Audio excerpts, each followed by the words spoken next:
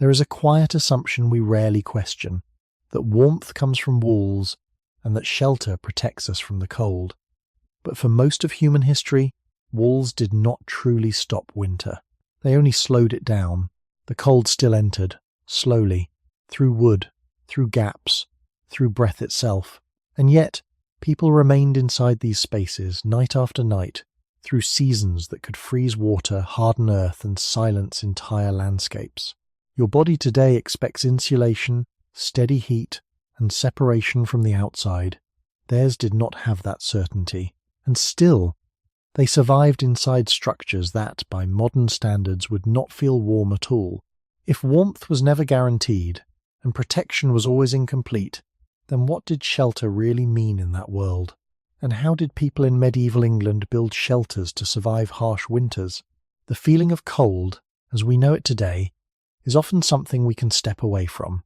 A room can be warmed, a window can be closed, a layer can be added, and the body slowly returns to a state that feels stable again. But if we move that same sensation into the landscape of medieval England, the meaning of cold begins to change. It is no longer a temporary discomfort that can be corrected with a simple action. It becomes something that lingers, something that settles into the air, the ground, and the materials that surround the body. The winters in England during the medieval period were shaped by a damp oceanic climate. Temperatures were often low, but just as important was the persistent moisture in the air. Cold air that carries moisture behaves differently from dry cold. It does not simply touch the skin and pass. It clings, it seeps, and it slows the body's ability to regain warmth. In such an environment, even when temperatures were not at their lowest, the human body could continue to lose heat steadily over time. This creates a different kind of exposure, one that is less about sudden extremes and more about endurance across long periods. If we consider the human body in this setting, we begin to see that it is not designed to generate unlimited warmth. Heat is produced through movement, through food, and through internal metabolic processes, but all of these have limits. When the surrounding environment consistently draws heat away, the body must respond by conserving energy, reducing exposure, and seeking forms of shelter. This need for shelter is not new. It reaches back far beyond the medieval period, to early humans who also faced cold climates without constructed buildings as we understand them today. Across deep time, the human response to cold has never relied on a single solution. It has been a combination of behavior, materials, and shared space. By the time we arrive in medieval England, these responses have taken on more structured forms, but the underlying challenge remains the same. The environment continues to press against the limits of the body. In this context, a shelter is not simply a structure that blocks the outside. It is part of a system that attempts to slow the loss of heat rather than eliminate it. The ground beneath the body, often cold and damp, becomes an active part of this exchange. Heat moves downward as well as outward, and without insulation, the body gradually transfers its warmth into the earth itself. Air, too, plays a role. Even small movements of air can carry heat away, especially when the surrounding atmosphere is already cold and moist. This means that the design of a shelter must account for more than just walls. It must consider how air enters, how it moves, and how it leaves. Yet, even with these considerations, complete control over the indoor environment was not possible. The idea of maintaining a constant, comfortable temperature did not exist in the way it does today. Instead, there was a continuous adjustment between the body and its surroundings. Clothing, posture, proximity to others, and the timing of daily activities all contributed to how warmth was managed. The shelter, then, becomes one part of a larger process rather than a final solution. When we return to the simple act of stepping inside during winter, it begins to look different. In the modern world, this act often signals the end of exposure. In medieval England, it marked a shift, but not a complete separation. The cold remained present, though altered. It moved more slowly, it spread more evenly, and it interacted with the body in ways that required ongoing attention. Understanding this difference is the first step towards seeing how shelters were built and used. They were not designed to remove winter, but to negotiate with it, to create a space where the body could endure rather than escape. And it is within this balance, between what the body could produce and what the environment continued to take away, that the idea of shelter begins to take its full meaning. If we remain with the body for a moment longer, the experience of cold begins to reveal a pattern that is easy to overlook. The body does not lose warmth all at once. It does so gradually, through continuous contact with the surrounding world. Skin meets air, feet meet ground, breath meets the space just beyond the face. Each of these points becomes a place where heat moves outward. In a controlled environment, this exchange can be slowed or interrupted. In medieval England, it was rarely stopped. The materials that surrounded daily life, wood, earth, straw, and stone, were not barriers in the modern sense. They were part of the same thermal system as the body itself. Wood can slow the passage of heat, but it also absorbs moisture. Earth can provide stability, but it holds cold within it. Straw can trap air, but only when it remains dry and well arranged. None of these materials act in isolation. They respond to weather, to time, and to how they are used. This means that a shelter is never a fixed condition. It changes from day to night, from early winter to late winter, from dry periods to wet ones. The body must adjust alongside it. When air is still, the loss of heat is slower. When air begins to move, even gently, the body feels the difference almost immediately. This is not only because the air is cold, but because moving air carries warmth away more efficiently. In a space where gaps exist between boards, around doors, beneath roofs, air does not remain still for long. It circulates, it enters, and it leaves, taking small amounts of heat each time. Over the course of hours, this becomes significant. The body responds by reducing exposed surfaces, by curling inward, by seeking contact with warmer objects or other bodies. These responses are not unique to any one period. They are part of a deeper biological pattern that can be traced back through human history. Long before constructed dwellings, early humans relied on natural features, caves, overhangs, clusters of vegetation to reduce exposure. These spaces did not eliminate cold either. They reshaped it. By the medieval period, built shelters continue this same principle, but with greater control over form and material. Still, the limitations remain visible. The floor of a shelter, often made of compacted earth, is in constant contact with the ground beneath. That ground reflects the temperature of the season more than the needs of the body. Without a strong barrier between the two, warmth is drawn downward. Over time, the body resting on such a surface must compensate. Layers are added, not only in clothing but in what is placed between the body and the ground. Straw, reeds, or other organic materials can create a thin separation, introducing air pockets that slow the transfer of heat. Yet these materials change as well. They compress, they absorb moisture, and their effectiveness shifts with use. The air within a shelter also carries its own conditions. Breath releases moisture into the space. Fire, when present, adds heat but also changes the movement of air. Warm air rises, drawing cooler air in from below or through openings. This creates a subtle circulation that can both help and hinder the maintenance of warmth. If the space is too closed, moisture builds. If it is too open, heat escapes more quickly. There is no single balance that solves this completely. Instead, there is a constant adjustment, often guided by experience rather than precise control. When we look at this from a wider historical perspective, it becomes clear that the idea of being indoors has not always meant what it does now. The boundary between inside and outside was more gradual. Cold did not stop at the wall. It moved through materials, through air, and through time. The shelter altered the rate at which the body lost heat, but it did not remove the process itself. This is why the design and use of shelter cannot be understood as a single solution. It is part of an ongoing relationship between the body and its environment, one that began long before the medieval period and continued to evolve slowly. In this relationship, survival during winter depends not only on what is built, but on how it is used, how it is maintained, and how the body learns to live within its limits. The structure provides a space, but the experience of warmth is always shared between material, environment, and the quiet adjustments of the human body over time. If we follow this exchange between the body and its surroundings a little further, the idea of survival during winter begins to shift away from a single structure and toward a rhythm that unfolds over time. Cold is not only something that exists in space, it also accumulates across hours and days.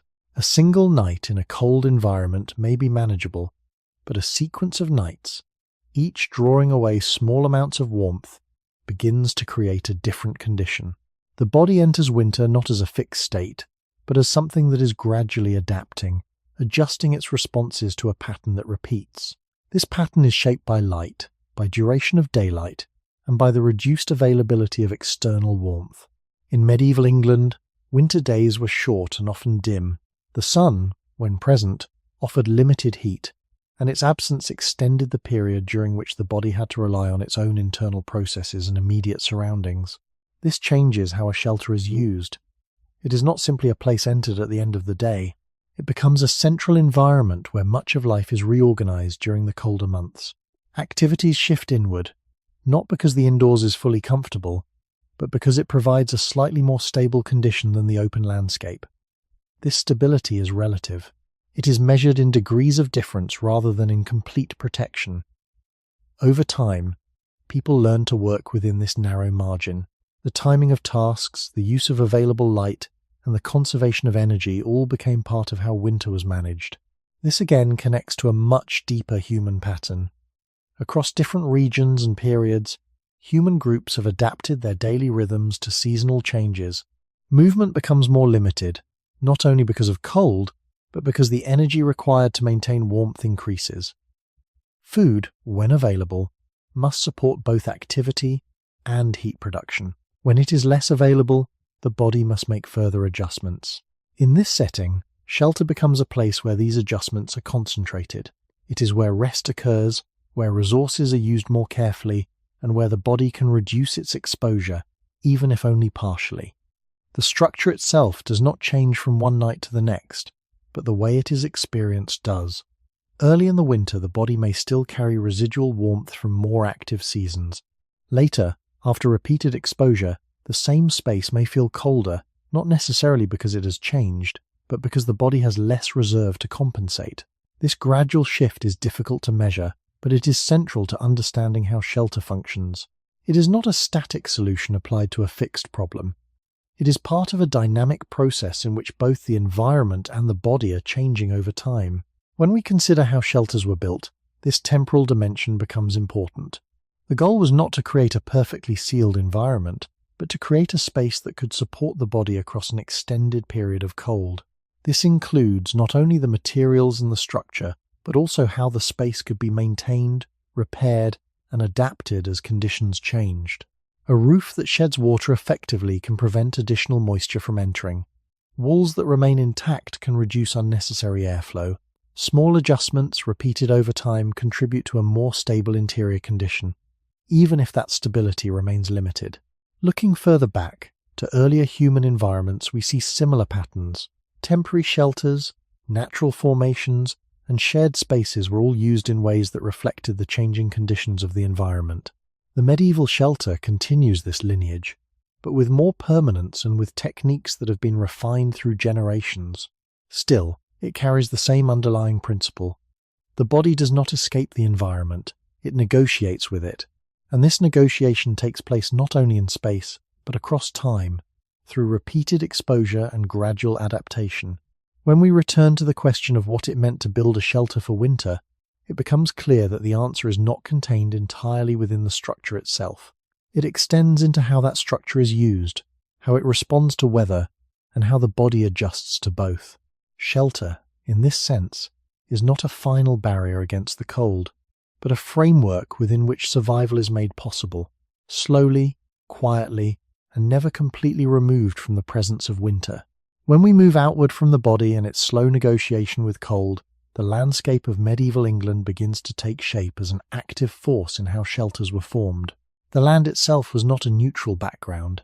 It determined what materials were available, how water moved, where wind gathered, and where people could reasonably build. Across much of England, the environment was a mixture of open fields, woodland, and areas shaped by long use rather than untouched terrain. Trees had been cut, regrown, and cut again over generations, creating a landscape where wood was present but not unlimited. This mattered because wood was one of the most important structural materials. The type of trees available, their size, and their condition influenced the shape and scale of what could be built. Straight trunks could form frames, while smaller branches might be woven or layered. The land also held different kinds of soil, and this affected construction in less obvious ways. In some regions, the soil could be shaped and packed to form walls or floors. In others, it remained too loose or too wet to hold form without support. Moisture was a constant presence. Rainfall, combined with the oceanic climate, meant that the ground often held water near the surface. This influenced not only how shelters were built, but where they were placed. Slight elevations, areas with better drainage, or locations protected by natural features became more desirable, even if they required additional effort to prepare. Wind moved across this landscape in patterns that were shaped by terrain and vegetation. Open areas allowed wind to travel more freely, while clusters of trees or changes in elevation could slow or redirect it. A shelter placed without regard for these patterns would experience greater exposure, not only to cold air, but to the movement of that air through and around the structure. Over time, experience would have shown that even small shifts in placement could change how a shelter felt during winter. A wall facing prevailing wind might receive more pressure, while another side might remain relatively still. These differences influenced how materials were arranged and reinforced. Water, too, played a role beyond simple rainfall. It collected in low areas, softened the ground, and could enter structures if drainage was poor.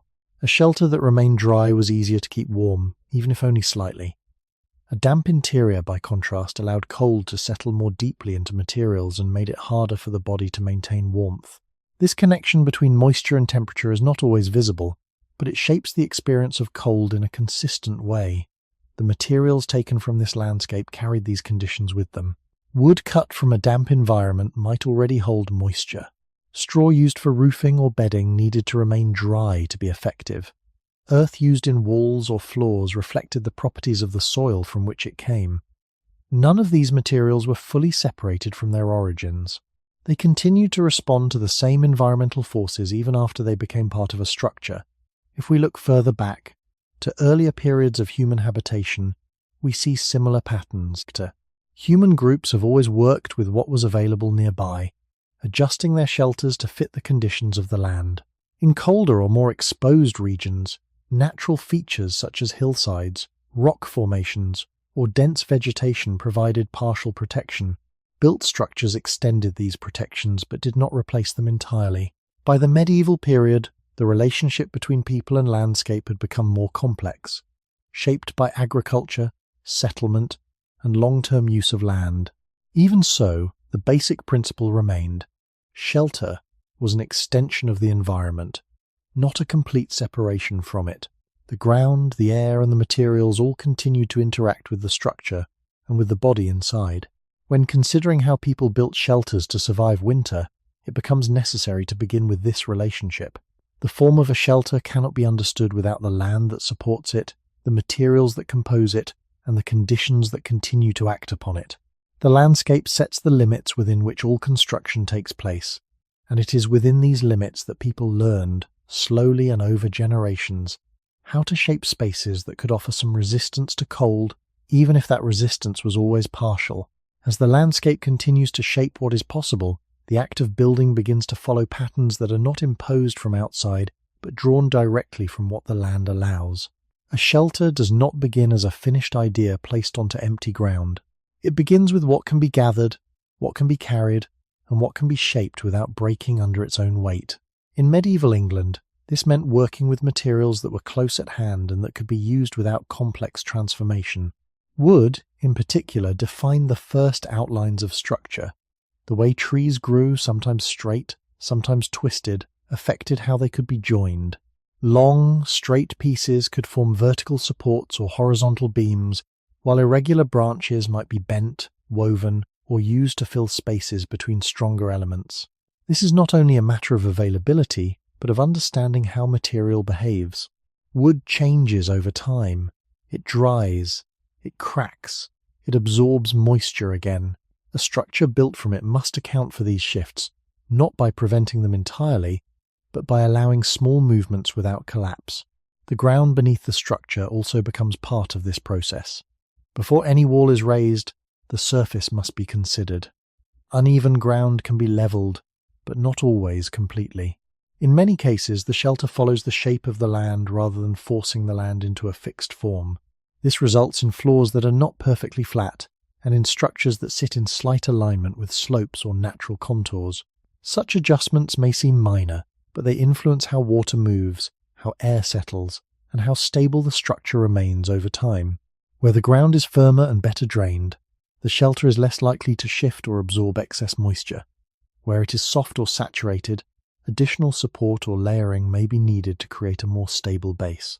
Between the main structural elements, lighter materials are introduced to form surfaces that define the interior space. Branches can be arranged in patterns that create a flexible framework, and over this, mixtures of earth and organic matter can be applied. These layers do not form a rigid wall in the modern sense. Instead, they create a surface that can slow the movement of air and provide a degree of separation between inside and outside. The effectiveness of such walls depends on how well they are maintained. Cracks can appear, sections can loosen, and repairs become a regular part of keeping the shelter functional. This ongoing maintenance is not separate from the act of building. It is a continuation of it, repeated across seasons. The roof, positioned above all other elements, responds directly to the conditions of rain and wind. Its shape must allow water to move away rather than collect. Materials such as thatch made from straw or reeds are arranged in layers that guide water downward. When properly placed, these layers can shed rain effectively, keeping the interior drier than the surrounding environment. But again, this effectiveness depends on condition. Over time, materials shift, decay, or are displaced by wind. The roof must be repaired, thickened, or replaced in parts. Without this attention, water enters more easily, and the interior begins to reflect the same dampness as the outside.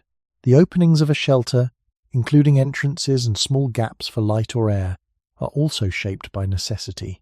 A completely sealed structure is not practical with the materials available, and it would create other problems related to air quality and moisture. Instead, openings are controlled rather than eliminated. Their size, placement, and orientation affect how air moves through the space. An entrance facing prevailing wind may bring in more cold air, while one turned away may reduce direct exposure. These decisions are not abstract. They are based on repeated observation of how the shelter behaves under different conditions. When we look at this process as a whole, it becomes clear that building a shelter in this context is less about imposing a design and more about responding to a set of constraints that are always present. The land provides materials but also introduces limits. The weather shapes how those materials perform over time. The structure emerges as a balance between these forces, not as a complete solution to them. This approach has deep roots in human history. Across many environments, shelters have been formed through similar processes of adjustment, where materials are used in ways that reflect both their strengths and their limitations. In medieval England, these patterns continue, shaped by local conditions and by knowledge passed through generations. The result is a form of shelter that is closely tied to its environment, both in how it is built and in how it is experienced. It does not stand apart from the landscape, but remains connected to it, in ways that continue to influence how warmth is gained, how it is lost, and how the body moves within the space it creates. As these materials come together and begin to form a shelter, another layer of influence appears, one that is less visible but just as important: the passage of time within the landscape itself. The land is not only a source of materials at a single moment, it changes across seasons, across years, and across generations of use. Wood that is available in one period may be smaller or less abundant in another. Fields that are open at one time may later be enclosed or repurposed. Paths of movement, both for people and for water, shift gradually. This means that the act of building is never repeated under exactly the same conditions. Each shelter reflects not only the environment, but the specific moment in which it was constructed. Over time, this creates variation, even within the same region. Some structures may be built with heavier timber, others with lighter frames. Some may stand on slightly raised ground, while others sit closer to areas where moisture gathers. These differences are not always intentional in a modern sense. They arise from what is available and from how previous structures have shaped the land. When a shelter is built, it does not begin from untouched ground. Often, It stands where another structure once stood, or near a place that has already been used. The ground may carry traces of earlier activity, compacted earth, remnants of previous walls, or areas where water has been redirected. These traces influence how the new structure is placed and how it behaves over time. The memory of the landscape, in this way, becomes part of the construction process. The materials themselves also carry time within them. Wood, once cut, begins to change. It dries, it may shrink, and its joints loosen slightly. Earth-based materials can harden or crack depending on moisture and temperature. Thatch, exposed to weather, gradually wears down and must be renewed. None of these processes are sudden. They occur slowly, often without immediate notice, but their effects accumulate. A small gap that forms in a wall allows more air to pass. A thinning section of roof allows moisture to enter. Each change is minor on its own, but together they alter how the shelter functions. This is why maintenance is not separate from survival. It is woven into the daily and seasonal rhythm of life. Repairing a wall, replacing sections of thatch, reinforcing a weakened beam, these actions sustain the structure's ability to moderate the environment, even if only partially. Without them, the shelter gradually returns toward the conditions of the outside world. This ongoing process connects the medieval shelter to a much longer human pattern. In earlier periods, when structures were more temporary, shelters were often rebuilt or adjusted more frequently. Materials were reused, moved or replaced as needed. The medieval period introduces more permanence, but it does not eliminate this cycle of change. Instead, it slows it. Structures remain in place longer, but they still require continuous attention. The knowledge of how to maintain them becomes part of what is passed between generations, not as fixed instructions, but as practices shaped by observation. People learn how materials respond to weather, how long certain elements last, and when intervention is needed. This knowledge is grounded in the landscape itself. It is specific to place, to climate, and to the materials that can be found nearby. Over time, this creates a form of building that is closely adapted to local conditions, even if it does not provide complete protection from them. When considering winter, this dimension of time becomes even more pronounced. A shelter that is well maintained at the beginning of the season may gradually lose its effectiveness as cold and moisture persist. Small weaknesses become more noticeable. Areas that were once sufficient begin to require more attention. The experience of the interior shifts, not because the structure was poorly built, but because it is part of an environment that continues to act upon it. In this sense, the shelter is never finished. It is always in a state of becoming, shaped by the same forces that shaped the landscape from which it was built. This perspective changes how we understand the relationship between people and their shelters. It is not a simple act of construction followed by use. It is an ongoing interaction, where building, maintaining, and inhabiting are part of the same continuous process. The shelter stands as a temporary balance within a larger system, one that includes the land, the materials, the weather, and the passage of time itself. And within this balance, the question of survival during winter remains open, not solved once and for all, but addressed repeatedly through small, careful adjustments that allow the structure and the body within it to endure. When we begin to look more closely at what a house was in medieval England, the image that often comes to mind today does not quite align with what actually existed. The idea of a house as a sealed, stable container divided into rooms, protected from outside conditions, and designed for consistent comfort is a much later development. In the medieval context, a house was closer to a framework than a barrier. It defined a space, gave it shape, and altered how the environment moved through it, but it did not fully separate the inside from the outside. The structure began with a frame, most often made from timber. Vertical posts were set into the ground or anchored onto a base, and horizontal beams connected them, creating a skeletal form. This frame carried the weight of the roof and gave the building its outline. Between these main supports, lighter materials were added to create surfaces that enclosed the space. One common method involved weaving flexible branches between the wooden posts to form a lattice, which could then be covered with a mixture of earth, clay, and organic matter. This combination created walls that were continuous enough to slow the movement of air, but not so dense that they became completely impermeable. Small gaps, changes in thickness, and variations in the material were part of the structure rather than flaws in it. The roof, often covered with thatch made from straw or reeds, extended beyond the walls, helping to direct rain away from the base of the structure. Its slope was important, allowing water to move downward rather than collect. When properly maintained, this roofing could keep the interior relatively dry compared to the outside. But like all parts of the structure, it required ongoing care. Sections could shift, materials could thin, and exposure to wind and rain gradually reduced its effectiveness. Inside, the space was usually open rather than divided into separate rooms.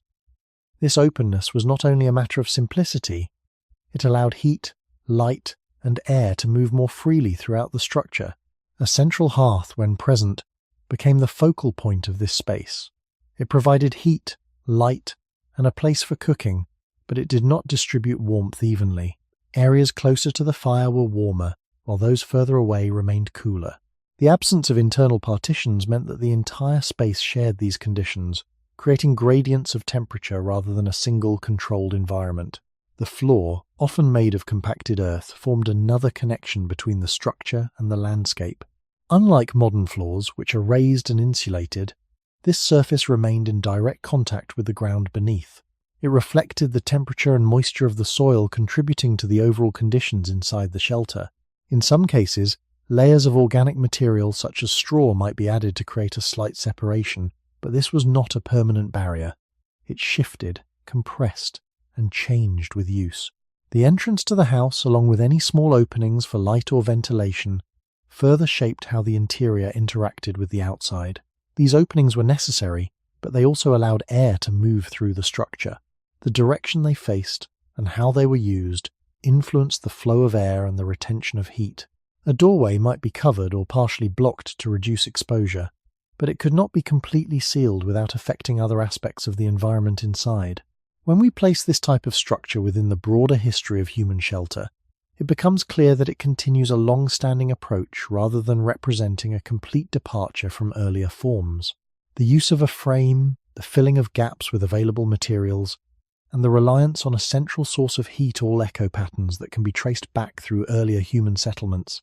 What changes in the medieval period is not the basic principle, but the degree of permanence and refinement.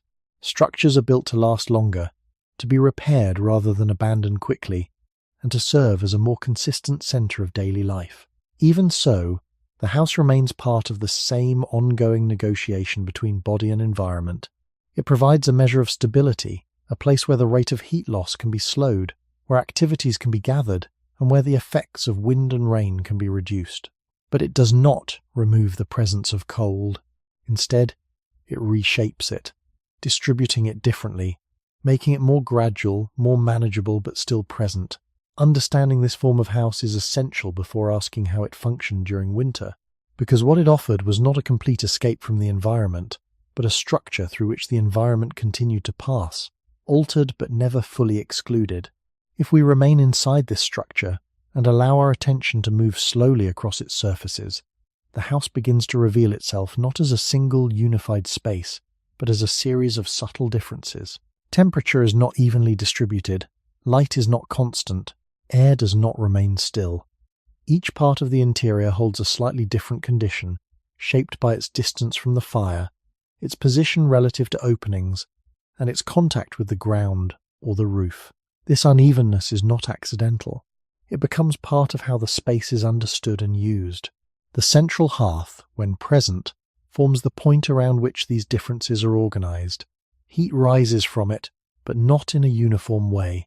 The area closest to the fire is warmer, but also filled with smoke and shifting air. A few steps away, the air may be clearer but cooler. Further still, near the walls, the temperature drops again, especially where the structure meets the outside more directly. These gradients create zones within the same room, each with its own balance of warmth, air, and visibility. Over time, people learn to position themselves within these zones, not by measuring temperature, but by sensing it. Tasks that required more light or warmth would be closer to the hearth. Activities that could be done in cooler conditions would move outward. Resting positions, too, were influenced by these patterns. The body would naturally seek areas where heat loss was slower, even if those areas were not entirely comfortable. The walls, made from layered materials, also contribute to this internal variation. Their thickness is not always consistent. Some sections may be more densely packed, slowing the movement of air, while others allow more subtle exchange. The surface of the wall, when touched, can feel cooler or slightly damp, especially in colder weather. This is not only because of the outside temperature, but because moisture in the air condenses on cooler surfaces. Over time, this can affect both the material and the sensation of the space. A wall that holds moisture may feel colder to the touch, reinforcing the sense that the boundary between inside and outside is not absolute. Above, the roof creates another layer of difference. Warm air rising from the hearth and from the bodies within the space gathers beneath it. This can create a slightly warmer layer higher up, even while the lower parts of the room remain cooler. The thatch itself, made from organic materials, traps pockets of air, which can slow the movement of heat. But it is not a sealed layer. Small openings, variations in thickness, and the natural arrangement of the material allow air to move through it.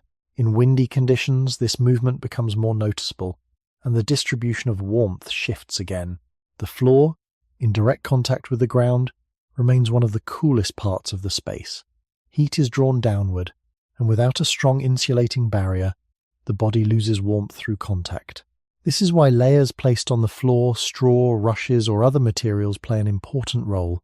They introduce a small separation, creating air pockets that slow the transfer of heat. But these layers are temporary. They shift under weight, they absorb moisture, and their effectiveness changes over time. The experience of standing, sitting, or lying within the space is therefore not fixed. It changes with the condition of these materials, with the weather outside, and with how the space has been used. Air, moving through openings and across surfaces, connects all of these elements. It carries warmth away from the hearth, redistributes it, and then allows it to escape. It also brings in cooler air from outside, especially through lower openings. This creates a continuous circulation, subtle but persistent.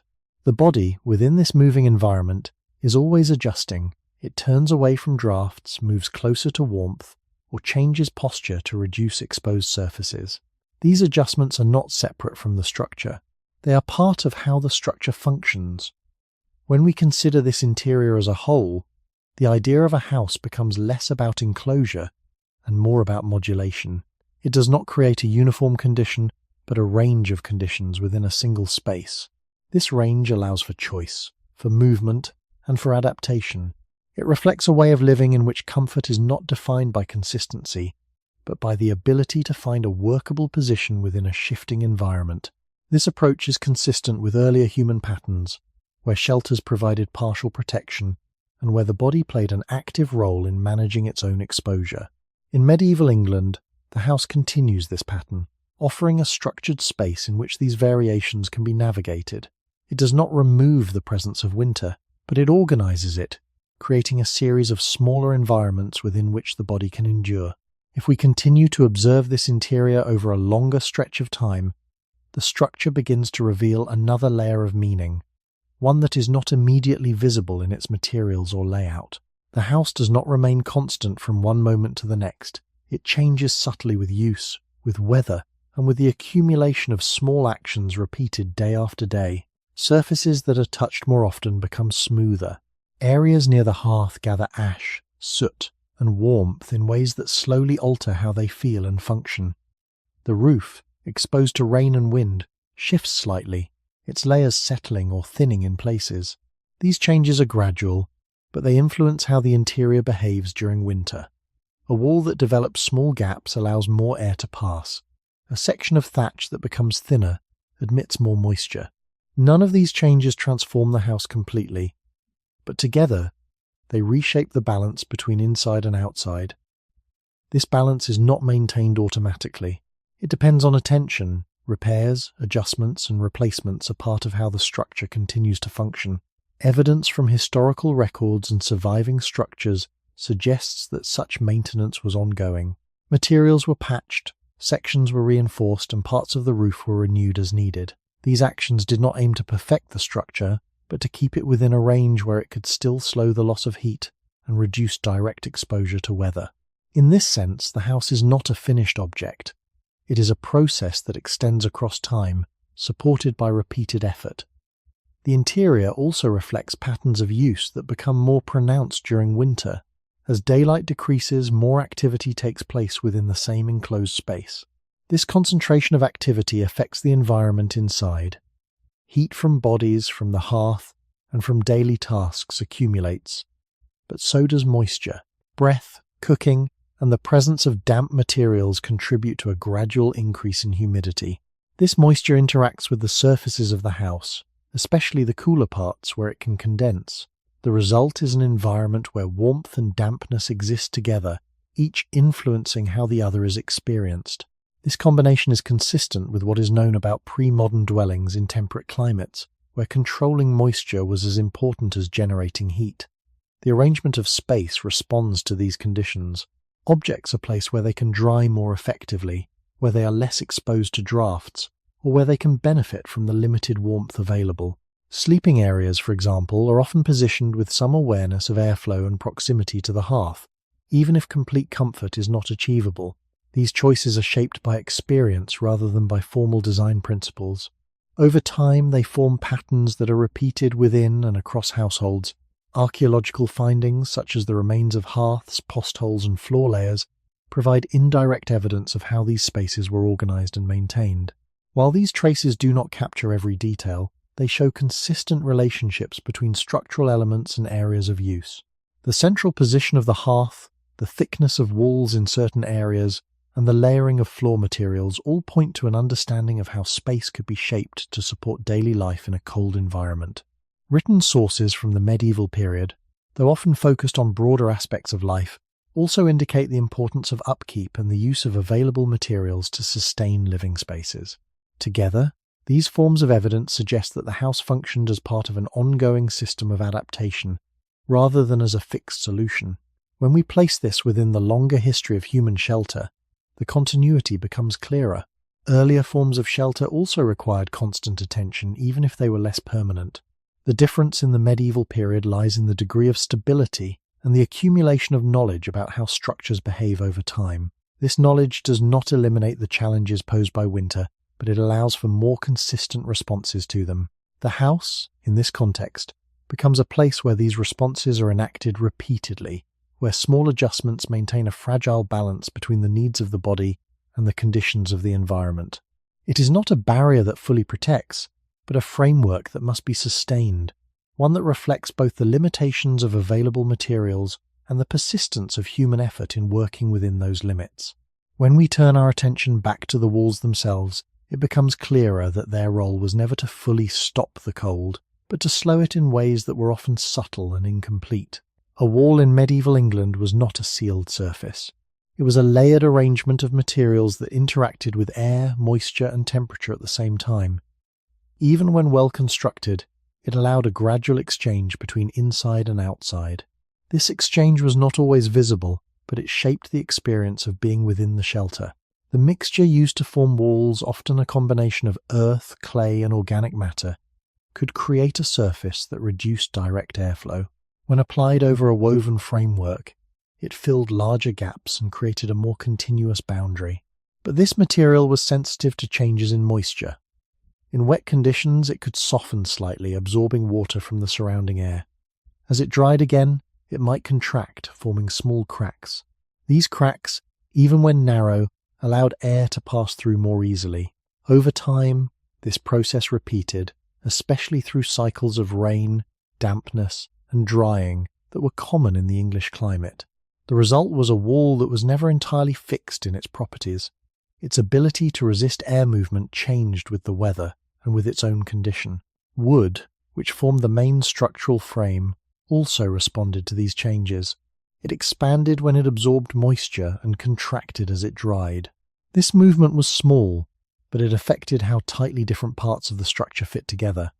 Joints that were once close could open slightly, and areas that had been sealed more effectively might become less so. These changes did not mean that the structure was failing. They were part of how the material behaved, but they did influence how air and cold moved through the building. In this sense, the wall was not a fixed barrier but a surface in constant adjustment. Temperature differences between inside and outside added another layer to this interaction. When warmer air inside the shelter met cooler surfaces of the wall, moisture from the air could condense. This made certain areas of the wall feel damp or cool to the touch. The presence of moisture, even in small amounts, affected how heat was retained. Damp materials conduct heat differently than dry ones, often allowing it to pass more readily. This meant that a wall that had absorbed moisture could contribute to a greater loss of heat from the interior. The effect was gradual, but over the course of a long winter, it became noticeable. Air movement, even when slight, further shaped how the wall functioned. Small openings, whether visible or not, allowed air to enter and exit the structure. This movement was influenced by differences in temperature and pressure between inside and outside. Warmer air inside tended to rise, drawing cooler air inward from lower points. As this air moved through or along the walls, it carried heat with it. The wall, in this process, became part of a pathway rather than a barrier. It slowed the movement, but did not stop it. This is consistent with what is known about pre-modern construction techniques, where complete sealing of structures was not achievable with available materials. Instead, builders worked within these limits, creating walls that moderated conditions rather than controlling them fully. If we place this within the broader history of human shelter, the pattern remains consistent. Earlier shelters, whether natural or constructed, also relied on partial barriers. Caves reduced exposure to wind and rain, but did not maintain constant temperatures. Simple huts provided shade and some protection, but allowed air to circulate. The medieval wall continues this tradition, shaped by materials that were locally available and by techniques that have been refined over time. It represents an effort to improve the conditions within, not to eliminate the influence of the environment. When we consider winter, this distinction becomes important. The wall does not keep the cold out in a complete sense. It changes how the cold enters, how quickly it spreads, and how it interacts with the air and surfaces inside. The body, within this space, continues to experience cold, but in a different form. It is less direct, less immediate, but still present. Understanding this role of the wall helps clarify why shelter alone was not enough to ensure warmth. It was one element within a larger system, one that included fire, materials, shared space, and the body's own responses. The wall shaped the environment, but it did so within limits that were always defined by the nature of the materials and the conditions of the landscape in which it stood. If we look more closely at how air behaves around and within these walls, the movement becomes easier to sense, even if it remains difficult to see. Air does not remain still unless conditions are very controlled, and in a medieval structure such control was not possible. Differences in temperature between the inside and the outside create a quiet pressure that draws air through any available opening. Warmer air inside the shelter tends to rise, and as it does, it leaves behind a slight imbalance that is filled by cooler air entering from lower points. This process happens continuously, often without notice, but it shapes how heat is retained or lost. The walls, with their small variations and gaps, become part of this circulation. They do not simply stand between two environments, they participate in the exchange. Even when openings are not clearly visible, the combination of materials allows a slow passage of air. This passage is not strong enough to feel like a steady wind, but it is enough to carry heat away over time. In colder conditions, this becomes more significant. The difference in temperature between inside and outside increases, and with it, the movement of air becomes more active. The shelter, in response, does not close itself. Instead, it continues to allow this exchange, because the materials and methods of construction cannot fully prevent it. At the same time, completely stopping airflow would introduce other difficulties. Without some movement of air, moisture produced inside the shelter from breath, from cooking, from damp materials would accumulate more heavily. This moisture would settle on surfaces, including the walls, and over time could affect both the materials and the comfort of the space. Historical studies of pre-modern dwellings indicate that ventilation, even when unplanned in a modern sense, was a necessary part of maintaining a livable environment. The presence of small openings, gaps near the roof, or the natural permeability of materials allowed air to circulate enough to prevent excessive dampness. This creates a balance that is not precise, but functional, Air moves through the shelter, reducing moisture, but in doing so, it also carries warmth away. The wall, therefore, becomes part of a compromise. It slows the movement of air compared to the open environment, but it does not stop it entirely. This compromise is influenced by weather conditions. On still days, when external wind is minimal, the movement of air through the structure is slower and more dependent on temperature differences. On windy days, the effect is more pronounced. Air is pushed against one side of the structure and drawn away from another, increasing the rate at which it enters and exits. The orientation of the building, the presence of nearby trees or other structures, and the condition of the walls all affect how this process unfolds. Over time, these factors would have been observed, even if not described in formal terms, and they would influence how shelters were repaired or adjusted. The sensation inside the shelter reflects these processes. A slight draft near the floor, a cooler area along a wall, or a change in temperature when moving from one side of the space to another, all indicate how air is moving. These sensations guide behavior. The body turns away from cooler currents, shifts position, or moves closer to areas where heat is more concentrated. These adjustments are part of how the shelter functions. They compensate for the limits of the structure, allowing the body to respond to conditions that cannot be fully controlled. When we consider this in relation to earlier human shelters, the continuity is clear. Natural shelters also allowed air to move, and human groups adapted to these conditions through positioning, clothing, and shared space. The medieval wall refines this arrangement by providing a more consistent boundary, but it does not remove the underlying dynamic. Air continues to connect the inside and the outside, carrying both moisture and heat between them. In winter, this connection means that cold remains present within the shelter, even if its intensity is reduced. The wall changes the pace of exposure, but not its existence. This understanding helps explain why shelter alone could not create a fully warm environment. It had to work alongside other elements: fire, materials placed on the ground, the presence of others, and the timing of daily activities to create conditions that were manageable rather than comfortable in a modern sense. The wall, in this system, is an important component, but it is only one part of a broader interaction between structure, environment, and the body that continues to adjust to both. If we continue to follow this movement of air and moisture to its quieter consequences, the wall begins to take on a different role, one that is less about stopping the cold and more about shaping how the cold is felt over time. The exchange between inside and outside does not only happen through obvious openings, it also happens through the gradual passage of heat across materials themselves. When there is a difference in temperature, warmth moves outward and cooler conditions move inward. This process is slow, but it is continuous. The wall, made of layered materials, becomes a space where this movement unfolds.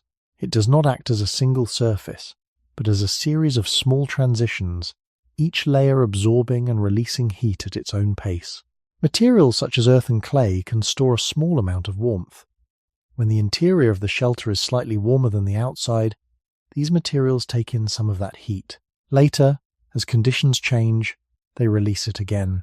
This creates a kind of delayed exchange, where the effects of warmth and cold are spread over time rather than felt all at once. However, this capacity is limited. The materials do not hold enough heat to maintain a stable temperature for long periods.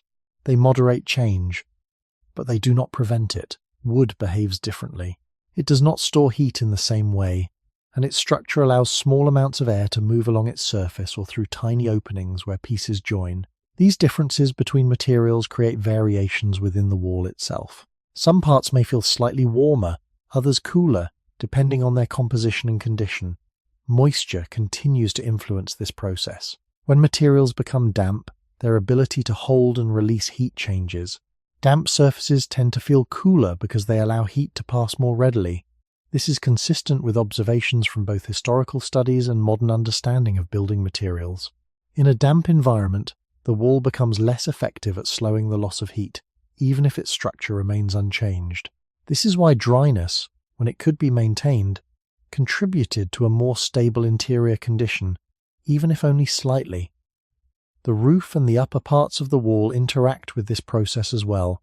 Warm air rising from the hearth or from bodies gathers near the top of the structure, and some of this warmth is absorbed by the materials above. Over time, this can create a slight gradient where the upper parts of the shelter feel different from the lower ones. But again, this is not a fixed condition. As air continues to move and as materials respond to changing weather, these differences shift. The interior remains in a state of adjustment, never fully settling into a single, stable environment. When we consider how people experience this, it becomes clear that the wall was not something that could be relied upon to create a uniform sense of protection. Instead, it was part of a system that required attention and awareness. The body learned to read the subtle signals of the environment, the cooler surface of a wall, the presence of dampness, the direction of a faint draft, and to respond accordingly. These responses might involve changing position, adjusting materials placed against the wall, or altering how the space was used at different times of day. None of these actions removed the presence of cold, but they shaped how it was encountered. Looking back to earlier forms of shelter, we see that this relationship between material, environment, and body has deep roots. Natural shelters also moderated temperature through layers of rock, earth, or vegetation, but they did so within limits defined by their composition. Human-built walls continue this approach, using available materials to create a similar effect, though with more control over form.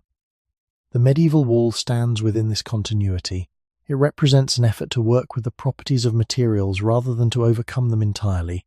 In winter, this means that the shelter does not provide a stable warmth, but a shifting balance where heat is gained, lost, stored briefly, and released again. The wall shapes this balance, but it does not fix it. It slows the movement of cold, redistributes it, and interacts with moisture and air in ways that are always changing. Within this environment, the body remains an active participant, adjusting to conditions that are never fully controlled. Shelter in this sense is not a final barrier, but a medium through which the experience of winter is transformed, made more gradual but never fully removed. If the walls shape how cold enters and lingers, the presence of fire begins to shape how warmth is created and distributed within the same space. The hearth, placed at the centre or slightly offset within many medieval houses in England, was not only a practical feature but an organising element of the entire interior. It defined where light gathered, where tasks were carried out, and where the body could find some relief from the steady loss of heat. Yet the warmth it provided was not even, and it did not fill the space in a uniform way. Fire produces heat that radiates outward and upward, and this creates a pattern that is strongest close to its source and weaker as distance increases. The area immediately around the hearth becomes the most active zone of warmth, but it is also a place where smoke, ash, and moving air are most noticeable. In earlier forms of medieval dwellings, especially before the widespread use of chimneys, the hearth was often open, and smoke rose into the interior space before slowly finding its way out through the roof or other openings. This meant that the warmest area was also one where visibility and air quality were limited. A short distance away the air might be clearer, but the warmth less intense. Further still, near the edges of the structure, the influence of the fire diminished, and the conditions returned closer to those shaped by the walls and the outside environment. This uneven distribution of heat required constant adjustment. The body could move closer to the fire to regain warmth, but it could not remain there indefinitely without discomfort from smoke or from the direct intensity of heat. Instead, there was a gradual shifting between positions, a pattern of moving in and out of warmer zones as needed. This movement was part of how warmth was managed, not something separate from it. The hearth also interacted with the materials of the shelter. As it burned, it released heat that was absorbed by nearby surfaces. Wood, earth, and other materials around the hearth would take in some of this warmth and release it slowly over time. This created a slight extension of the fire's effect, allowing warmth to persist even after the flames had reduced. However, this effect was limited by the nature of the materials and by the overall openness of the space. Heat that rose upward could escape through the roof, especially in structures without a fully enclosed chimney. This upward movement of warm air also drew cooler air in from lower parts of the structure, continuing the cycle of circulation that shaped the interior environment. The fuel used for the hearth further influenced how heat was experienced. In medieval England, wood was a primary source, though its availability varied by region and over time. Different types of wood burn at different rates and produce different amounts of heat and smoke. The selection and use of fuel were therefore part of maintaining the hearth's function. A fire that burned too quickly might provide a short burst of warmth but require frequent tending. One that burned more steadily could maintain a consistent, though still limited, level of heat. These choices were shaped by what was available and by knowledge passed through experience rather than by formal measurement. The presence of fire also introduced light into a space where daylight was limited during winter. This extended the range of activities that could take place indoors, concentrating more of daily life around the hearth. As a result, the area near the fire became not only warmer, but more central to how the space was used. Over time, this concentration of activity affected the surrounding materials. Surfaces near the hearth might darken with soot, and the ground beneath could become more compacted or layered with ash. These changes, though subtle, influenced how the space functioned and how it was maintained. When we consider the role of fire within the broader history of human shelter, it becomes clear that it has long served as a central element in managing cold environments. From earlier periods where fire was used in open or semi-enclosed spaces to the more structured interiors of the medieval house, its function remains consistent: to create a localized source of warmth within a larger, colder environment. The medieval hearth refines this role, placing it within a defined structure, but it does not change its fundamental limitations. It cannot warm the entire space evenly, nor can it remove the presence of cold. Instead, it creates a focal point around which warmth can be accessed, shared and maintained for as long as fuel and attention allow. In this way, the hearth becomes part of the same ongoing negotiation that defines the shelter as a whole. It offers warmth, but within limits, and it requires continuous interaction to sustain its effect. The body, moving within its reach, becomes part of this process, adjusting to the shifting balance between heat and cold that defines life inside the structure during winter. If we stay with the hearth and observe it over longer stretches of time, its role becomes less about a moment of warmth and more about a cycle that must be sustained. Fire does not remain constant on its own. It weakens, it fades, and it must be tended, rebuilt, and supplied with fuel. This creates a rhythm within the shelter, one that shapes how warmth is experienced across hours rather than in a single instant. During the colder parts of the day and night, the need to maintain the fire becomes more noticeable. If it is allowed to burn down too far, the temperature within the space begins to fall, and the body must once again compensate. Rebuilding the fire restores some warmth, but not immediately and not evenly. This delay reinforces the idea that heat within the shelter is not stable, but something that rises and falls over time. The materials around the hearth participate in this cycle. Surfaces that have absorbed heat while the fire was strong release it slowly as the fire weakens. This does not prevent the cooling of the space, but it softens the transition, creating a gradual change rather than an abrupt one.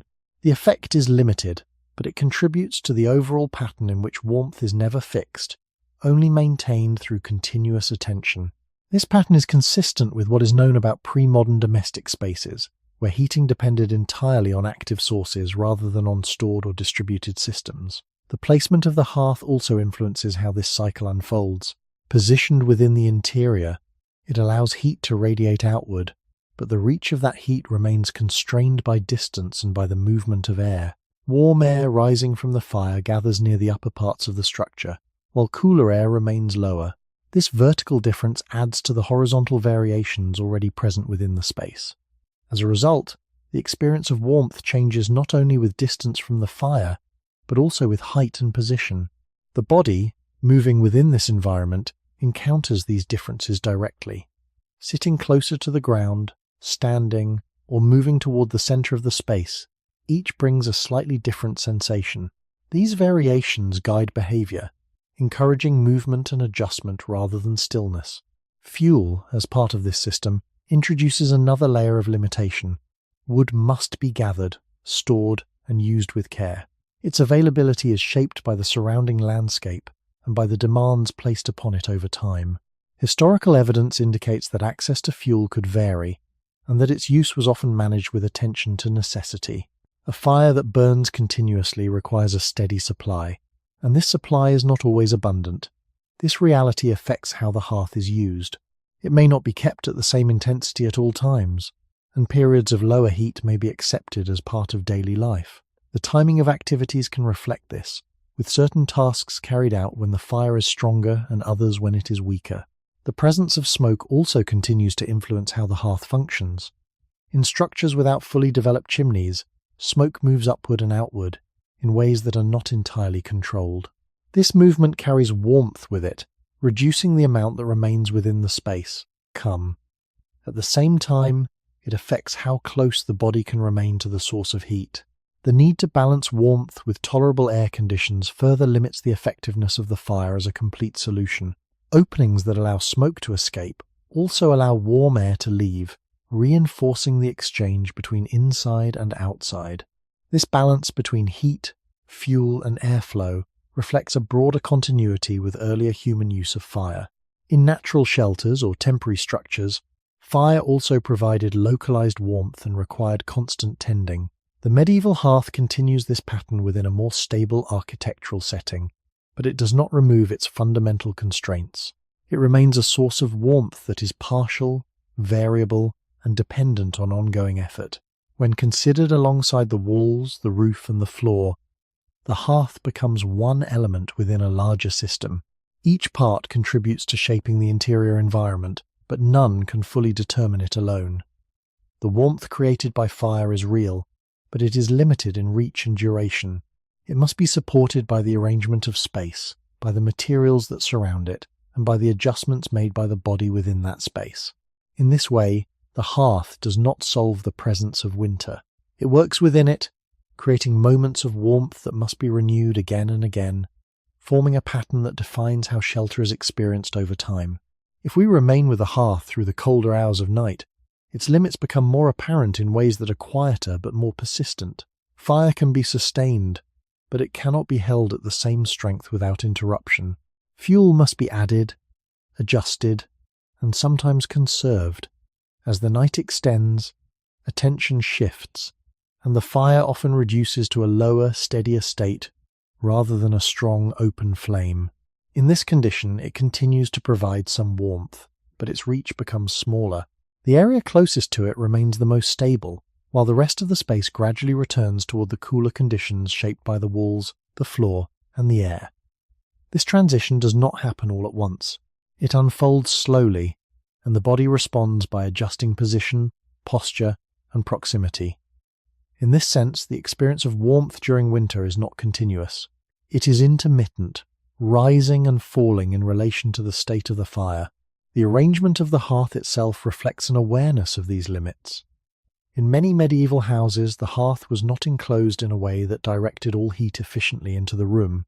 Instead, it remained relatively open, allowing for multiple uses: heating, cooking, and light.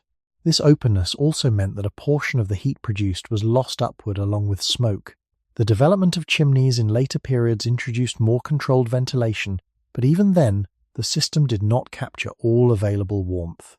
The design balanced several needs at once, and the retention of heat was only one of them. Archaeological and architectural studies of surviving structures indicate that the position and form of the hearth varied, but its central role remained consistent.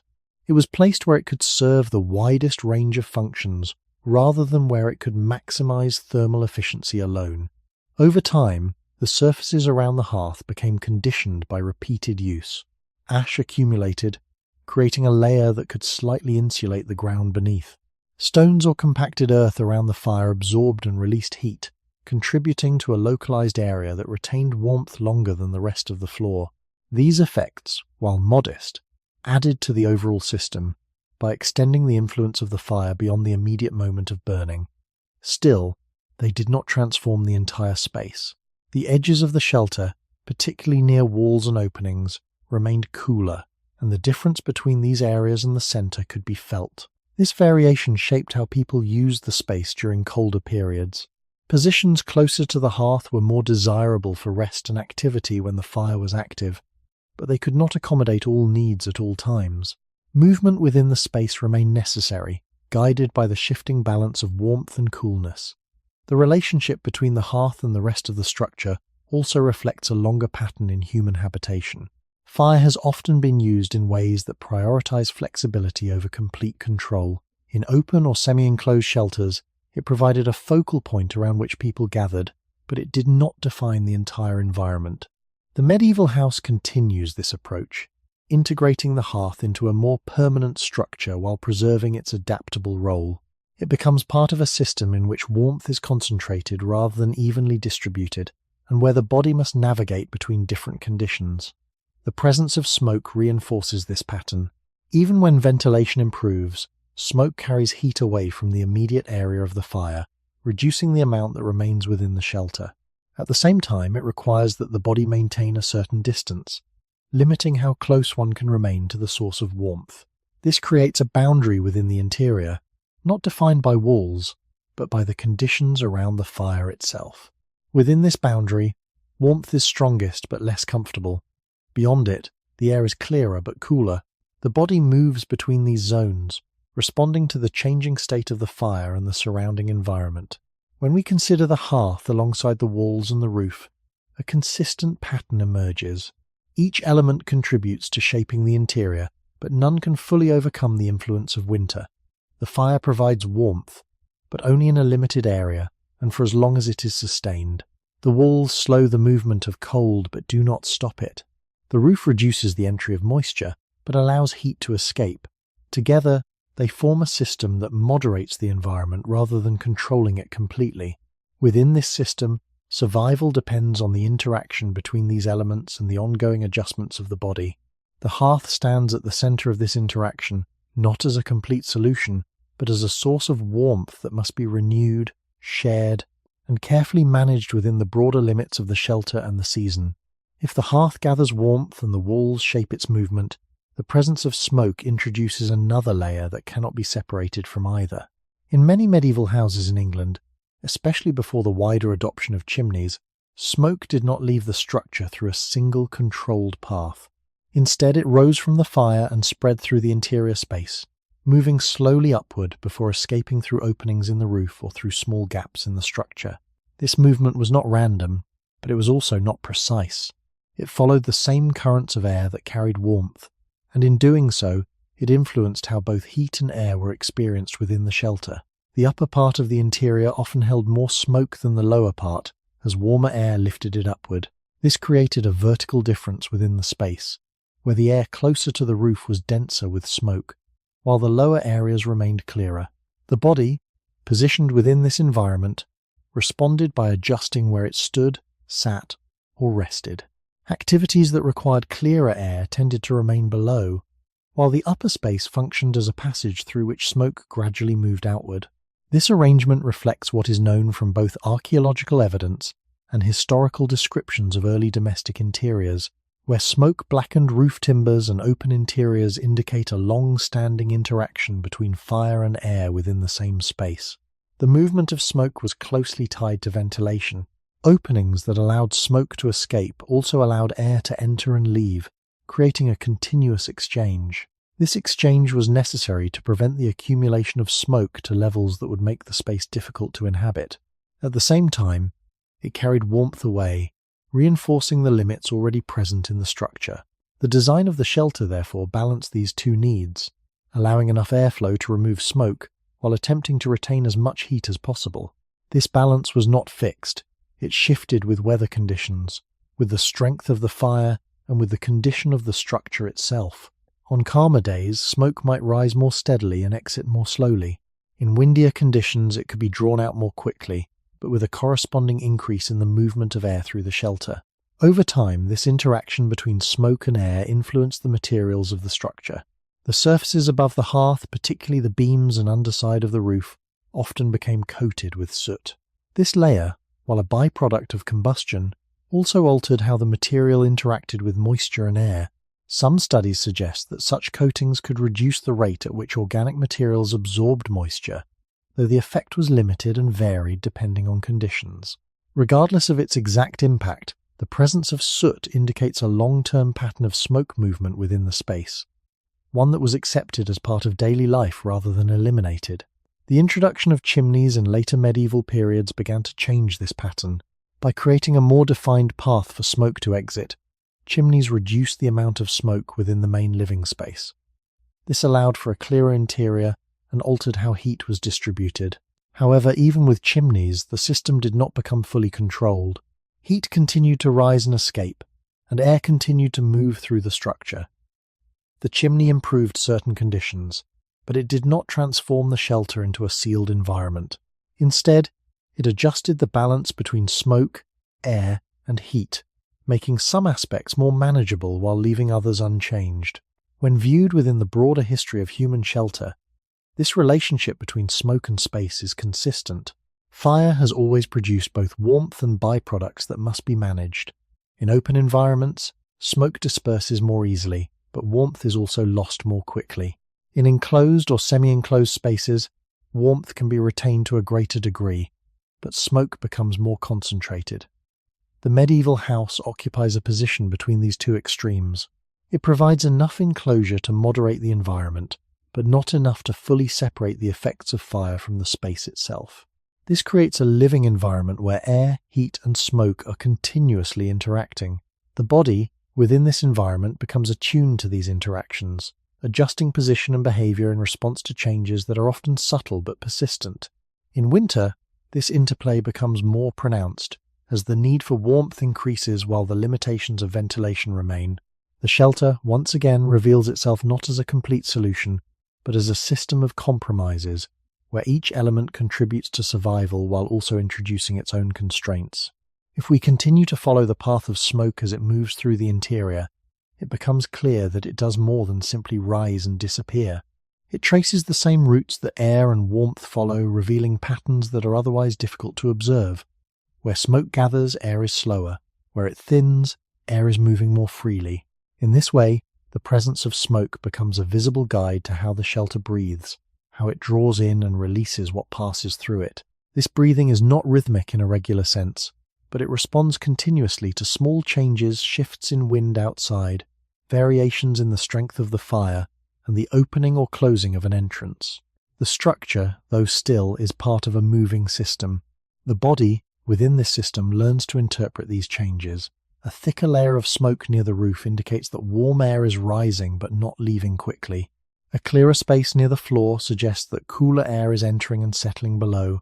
These observations, repeated over time, shape how the interior is used. Activities that require clearer air remain lower, closer to the ground, while areas nearer the roof become transitional spaces where smoke passes through. This vertical organization is not designed in a formal sense, but it emerges from the interaction between fire, air, and structure. The experience of breathing within this environment is also shaped by these patterns. Air that has moved through the space carries traces of both warmth and combustion. It is warmer near the hearth, cooler near the edges, and varies in clarity depending on its path. This does not create a uniform condition. Instead, it produces a range of sensations that the body must navigate. Position becomes important. Turning slightly away from a current of smoke, moving closer to or further from the fire, or adjusting height within the space all change how air is experienced.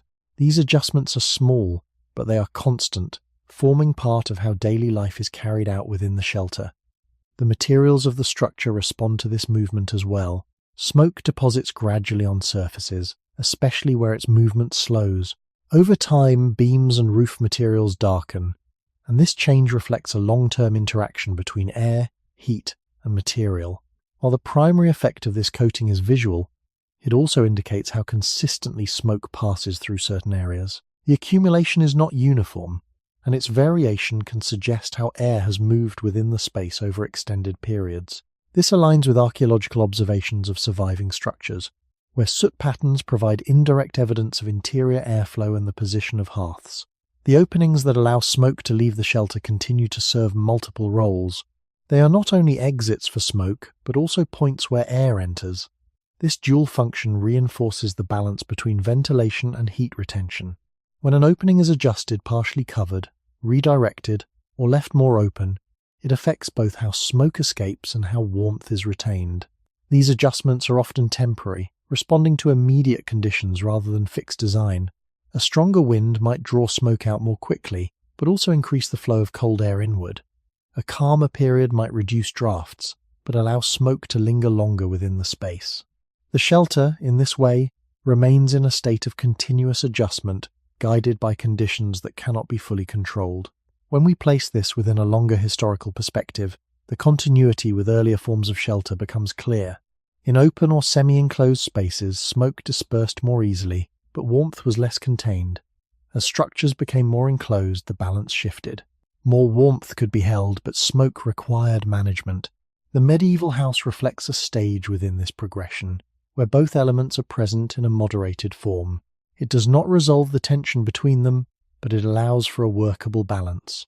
The body, positioned within this balance, becomes part of the system. It responds to the movement of air, the presence of smoke, and the distribution of warmth through ongoing adjustments. These responses are not separate from the structure, they complete it. The shelter provides a framework, but the experience of living within it depends on how these elements air, smoke, heat, and material interact over time. In winter, when the need for warmth is greatest, this interaction becomes more noticeable. The fire must be maintained, the air must continue to move, and the smoke must find its way out. Each of these processes supports survival, but none can operate without influencing the others. The result is an environment that is never entirely still, where the presence of warmth is always accompanied by movement, and where the act of sheltering remains an ongoing negotiation rather than a fixed condition. If we follow this interaction to its quieter limits, the presence of smoke begins to define not only how the air moves, but how the entire interior is understood over time. It does not remain only near the hearth or only near the roof. It shifts, gathers, thins, and returns depending on the strength of the fire and the conditions outside. In doing so, it creates a space that is never entirely clear and never entirely obscured. This in-between state becomes part of what it means to be inside the shelter. The boundary between breathable and uncomfortable air is not fixed. It moves slowly, often without clear edges, and the body learns to recognize these changes through sensation rather than through measurement. This recognition shapes behavior in ways that are consistent with what is known from historical and archaeological evidence. In dwellings without fully enclosed chimneys, people adapted to the presence of smoke by organizing their activities and positions within the space. The lower part of the interior, where air was clearer, became the primary zone for sustained presence. The upper part, where smoke accumulated more heavily, functioned as a passage for air and heat, rather than as a place for extended activity. This vertical arrangement is not imposed by design alone, but emerges from the physical behavior of smoke and warm air. The structure allows it, but the environment determines how it forms. Over time, this pattern becomes familiar, and the body responds to it with small, continuous adjustments. The materials of the shelter continue to reflect this interaction. Soot accumulates unevenly, marking areas where smoke lingers or passes more slowly. These marks are not only traces of fire, but indicators of airflow within the space. Archaeological studies of preserved structures often use such patterns to understand how interiors were organized, where hearths were located, and how air moved through the building. While these traces do not provide a complete picture, they offer consistent evidence that smoke was a persistent and managed presence rather than an occasional intrusion. The relationship between smoke and moisture adds another layer to this system. As warm, moist air rises and meets cooler surfaces, condensation can occur. This is especially noticeable near the roof or along upper walls, where temperature differences are more pronounced. The presence of smoke does not prevent this process, but it interacts with it, contributing to the overall condition of the air and the materials. Surfaces may become both darkened and slightly damp, depending on the balance between heat, airflow, and external weather. These combined effects influence how the structure behaves over time and how it must be maintained. The gradual buildup of soot, the shifting of materials, and the changes in moisture all require attention if the shelter is to remain functional. Openings in the structure continue to play a dual role. They allow smoke to leave, but they also regulate how much air enters. Adjusting these openings by partially covering them, by changing how they are used, or simply by responding to weather affects the entire interior environment. A wider opening may clear smoke more quickly, but it also increases the movement of cold air. A narrower one may retain more warmth, but allow smoke to linger longer. These are not decisions made once and fixed. They are part of an ongoing process of adjustment, shaped by immediate conditions rather than by a single ideal solution. When we consider this within the longer history of human shelter, the pattern remains consistent. Fire has always introduced both warmth and byproducts that must be managed. As shelters became more structured, the need to balance these effects became more pronounced. The medieval house represents a stage in this process where both enclosure and openness are present at the same time. It allows for some control over the environment, but not complete control. Smoke, in this context, is not only a byproduct of fire, it is part of the system that defines how the shelter functions. It reveals the movement of air, influences how space is used, and interacts with materials in ways that change over time. The body, within this environment, becomes attuned to these patterns. It adjusts position, timing, and activity in response to conditions that are always shifting. In winter, when the need for warmth is greatest, these adjustments become more important. The fire must be maintained, the smoke must be managed, and the air must continue to move. Each element supports the others, but none can be isolated. Together, they form a system that does not remove the presence of cold, but reshapes it into something that can be endured, moment by moment, within the limits of the shelter and the season. If the walls, the hearth, and the movement of smoke formed the physical structure of winter shelter, the presence of other bodies formed another kind of structure within it. Warmth in such a space did not come only from fire. It also came from proximity, from shared occupation of a limited interior, and from the simple fact that human bodies release heat continuously as long as they remain alive. In a modern heated room, this contribution is often too small to notice. In a medieval shelter during winter, where every source of warmth was limited and uneven, it became part of the larger balance. This does not mean that shared space was designed mainly for thermal efficiency, but it does mean that closeness altered the conditions of the interior in ways that mattered. A single body changes the air immediately around it. Heat rises from the skin, collects within layers of clothing, and warms nearby surfaces and materials. When several people share the same enclosed space, these effects accumulate. The air becomes slightly warmer, moisture increases, and the difference between occupied and unoccupied space becomes more noticeable. In a house where the walls did not fully stop the cold and the hearth could not warm every corner evenly, the location of bodies within the interior became one more element, shaping how the shelter functioned. This is consistent with broader patterns in human history. Across many environments, people have reduced cold exposure not only through structures and clothing, but also through shared sleeping arrangements, clustered activity, and the use of limited interior space in common. The medieval English house fits within this wider pattern. Its interior was often used collectively, not because privacy held no meaning, but because the structure itself encouraged concentration of activity around warmth, light, and the center of domestic life. During winter, this concentration would become even more pronounced. The hearth drew people inward, and the limited warmer zones near it made dispersed use of space less practical. As a result, the occupied parts of the house became warmer than empty parts, not by a large margin, but enough to affect comfort and endurance. This shared use of space also shaped the rhythm of the day. When several bodies remain within an enclosed environment, heat is not distributed evenly, but it lingers more around the areas where people sit, work, or rest. Textiles, wooden surfaces, bedding materials, and floor coverings in these areas absorb some of that warmth and release it slowly, adding to the localized effect. None of this produces a stable indoor climate, but it changes the immediate experience of cold. A space used continuously by several people feels different from one left empty, even when the structure is the same. This difference would have been especially important during long winter evenings, when daylight had shortened and more of life moved indoors. The body, in this setting, remains part of the architecture. It is not only sheltered by the house, it helps shape the interior conditions through its own heat, moisture, and movement. This becomes clearer when we remember that the human story begins not with permanent houses, but with temporary shelters, shared resting places, and repeated adaptation to exposed environments. Long before medieval England, human survival in cold conditions depended partly on social closeness and the use of shared spaces. The medieval house did not replace that older pattern. It formalized it within a built structure, but the underlying principle remained. Warmth was still partly collective. Even the arrangement of rest within the house reflects this logic. Sleeping and lying closer together, placing bedding in more protected parts of the room, and remaining near areas influenced by the hearth all helped slow the body's loss of heat. These were not perfect solutions, and they did not remove discomfort, but they reveal that shelter was never only a matter of walls and roofs. It was also a matter of how bodies occupied the space those structures created. The winter shelter, then, must be understood as both a physical construction and a lived pattern of nearness. Fire, materials, and architecture mattered, but so did the human presence gathered within them.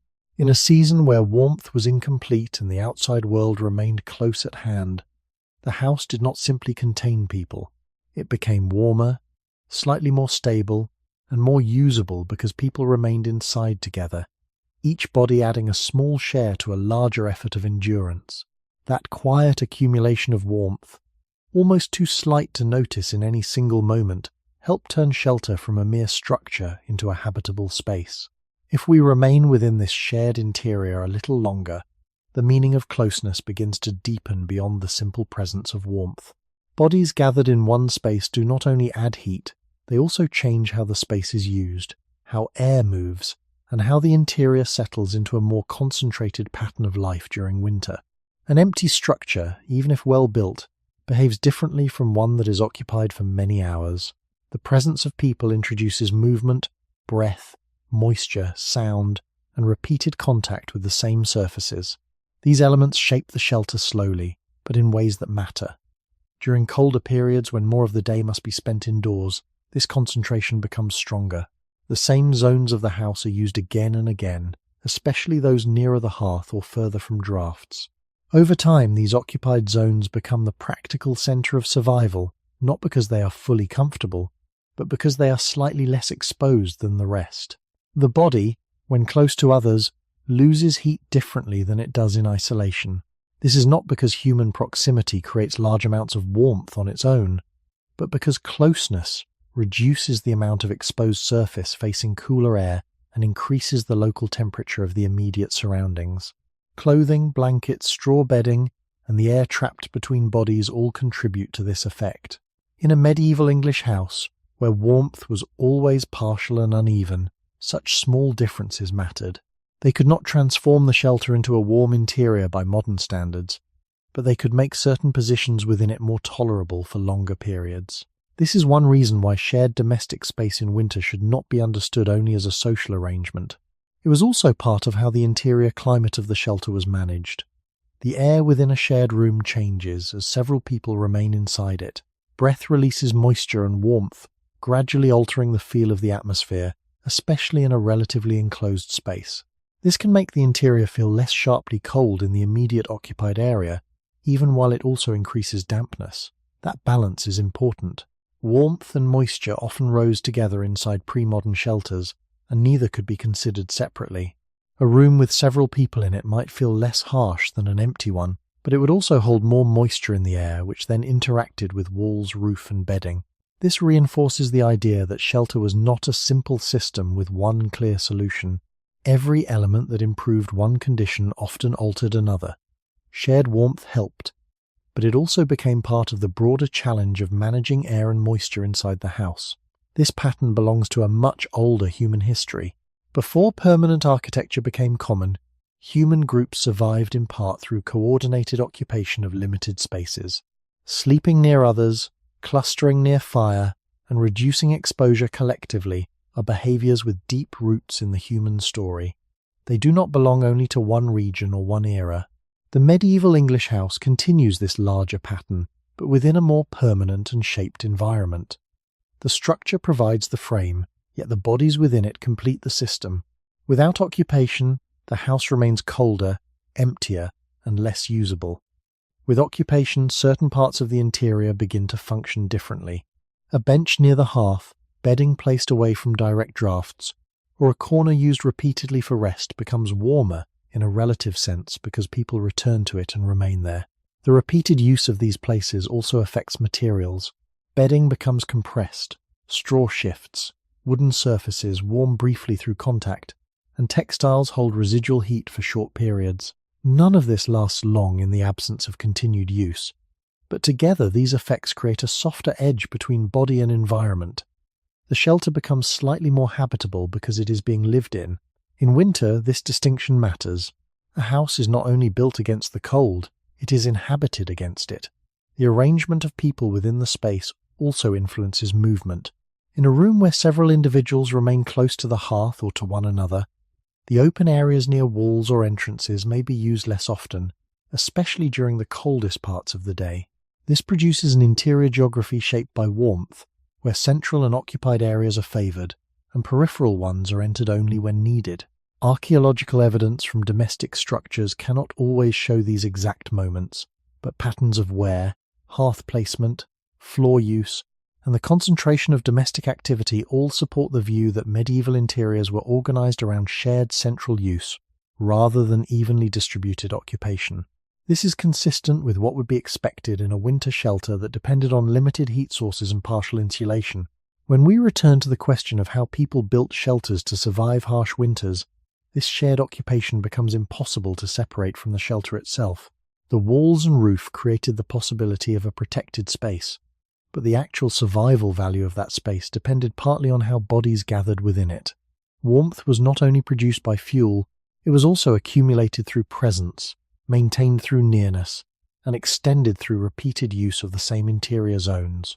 The shelter, in this sense, was not just a building, it was a lived arrangement of materials, fire, air, and bodies held close together against a season that none of those elements could fully defeat alone.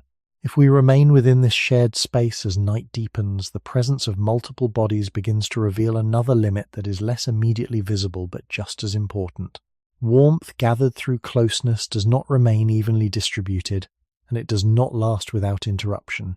As people settle into stillness, movement decreases, and the body produces less active heat compared to periods of work or motion. The warmth that had been created through activity and proximity begins to disperse slowly into the surrounding air and into the materials of the shelter. This change is gradual, but it alters how the interior feels over time. Areas that seem more tolerable earlier in the evening may become cooler again as the combined heat of bodies and fire diminishes. The shelter, once again, returns toward the conditions shaped by its walls, its floor, and the external environment. The arrangement of rest within the house reflects an awareness of this shift. Positions closer to the hearth, even when the fire has reduced, retain some residual warmth because nearby materials have absorbed heat earlier. Bedding placed in these areas benefits from that delayed release, though only for a limited period. Further from the center, where the influence of the fire was weaker, the temperature drops more quickly. This creates a quiet gradient within the space, one that is not fixed but changes as the night progresses. The body responds by adjusting posture, reducing exposed surfaces, and making use of whatever layering is available. These responses are consistent with what is known about human behavior in cold environments across different periods. They are not specific to one place, but they become more structured within the boundaries of a built shelter. Shared rest continues to play a role, but it also reveals its limits. While proximity can reduce heat loss and create a slightly warmer immediate environment, it cannot fully replace the warmth that a sustained fire provides. The air around clustered bodies becomes warmer, but it also becomes more humid due to breath and the release of moisture from materials. This increase in humidity interacts with cooler surfaces in the shelter, especially near walls and roof where condensation can occur. As a result, the environment remains a balance between warmth and dampness, neither of which can be fully controlled. This balance is well documented in studies of pre-modern dwellings in temperate climates, where enclosed spaces often contained both retained heat and elevated moisture levels during colder seasons. Over the course of the night, these conditions continue to shift. The fire, if not actively maintained, reduces further. The warmth stored in materials dissipates. The air within the shelter becomes more uniform, but also cooler overall. The difference between occupied and unoccupied areas becomes less pronounced, not because the space has become evenly warm, but because all areas are gradually returning toward the same colder state. The body, within this environment, must rely more heavily on its own conservation of heat.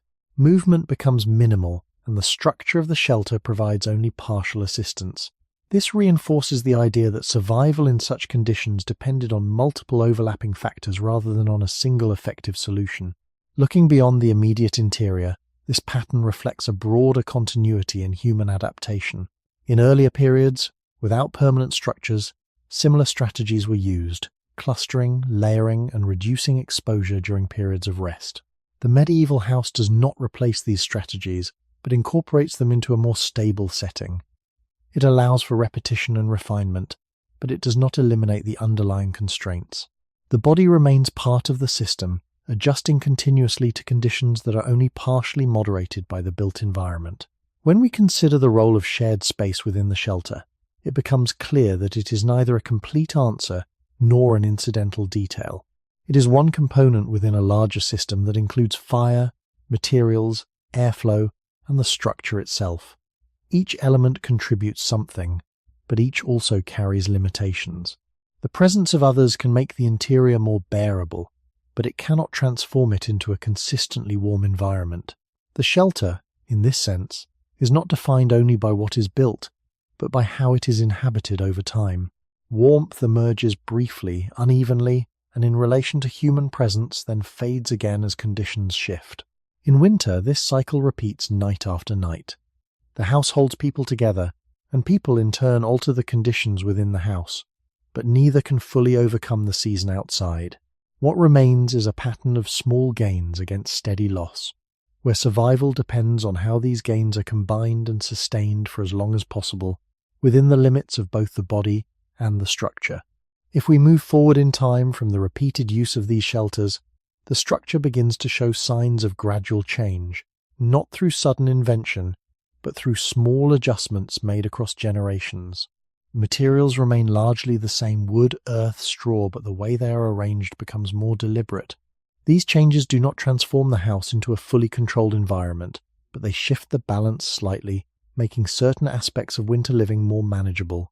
In medieval England, this process can be seen in the refinement of wall construction, the improvement of roofing methods, and the slow introduction of features that altered how air and smoke moved through the space.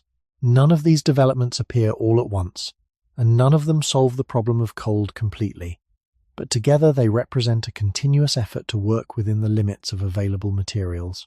One of the most noticeable changes over time is the way walls are built and maintained. Earlier forms of wall construction, based on woven frameworks covered with earth mixtures, continue to be used, but they are sometimes applied with greater care or thickness. This can reduce the rate at which air moves through the wall, even if it does not eliminate it. Repairs also become more systematic. Instead of allowing gaps to widen over time, sections of wall are patched more regularly, maintaining a more consistent surface. Archaeological evidence from medieval sites shows variations in wall thickness and composition, suggesting that builders adjusted their methods based on experience and local conditions.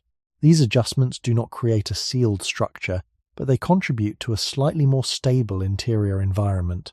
The roof, exposed directly to weather, also reflects gradual improvement. Thatching techniques become more refined, with layers arranged to shed water more effectively and to last longer before needing replacement. A well-maintained thatched roof can keep the interior drier, and dryness, as observed in both historical and modern studies of building materials, plays a role in how warmth is retained. A dry structure loses heat differently than a damp one, even if the difference is not dramatic. Over time, attention to the condition of the roof becomes an important part of maintaining the shelter's ability to moderate winter conditions. The introduction and spread of chimneys in later medieval periods marks another step in this gradual process. By providing a more defined path for smoke to leave the structure, chimneys reduce the amount of smoke within the living space. This allows for clearer air and changes how the hearth can be used. Fire can be placed against a wall rather than in the center, altering the arrangement of the interior. At the same time, chimneys influence how heat moves. Warm air is drawn upward and out, which can reduce the amount of heat retained within the space. This illustrates a recurring pattern. Improvements in one aspect of the shelter often introduce new limitations in another. Better ventilation leads to clearer air, but it can also increase heat loss.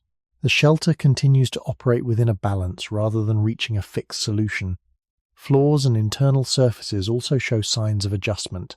While many houses retain compacted earth floors, there is evidence of layering and maintenance that aim to improve comfort and reduce direct contact with cold ground. Materials such as straw or rushes are used more consistently, creating a buffer that can be renewed as it wears down. These layers do not provide full insulation, but they slow the transfer of heat between the body and the ground.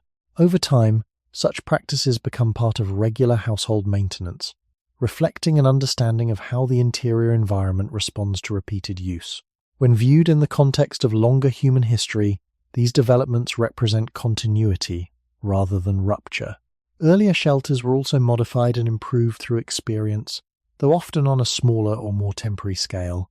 The medieval period extends this process within more permanent structures, allowing knowledge to accumulate and be applied over generations. Builders and occupants learn how materials behave in specific climates, how structures respond to wind and moisture, and how small changes can alter the experience of living inside. This knowledge is practical rather than theoretical, grounded in observation and repetition. It does not eliminate the presence of winter, but it allows for more consistent ways of responding to it. The shelter therefore evolves slowly, shaped by both the persistence of environmental conditions and the accumulation of human experience. Each change remains within the limits of what is possible, and each contributes to a system that is still defined by negotiation rather than control. The house becomes slightly more effective at moderating cold, but it never becomes a complete barrier against it, remaining part of the same ongoing relationship between body, material, and environment that has defined human shelter from its earliest forms. As these gradual improvements continue, the shelter begins to show a quieter kind of change, not only in its major features such as walls or chimneys, but in the smaller decisions that shape how the whole structure performs through winter. A house does not become more effective only because one new element is added. It changes because many parts begin to work together with slightly greater consistency. A roof that sheds water more reliably helps the walls remain drier.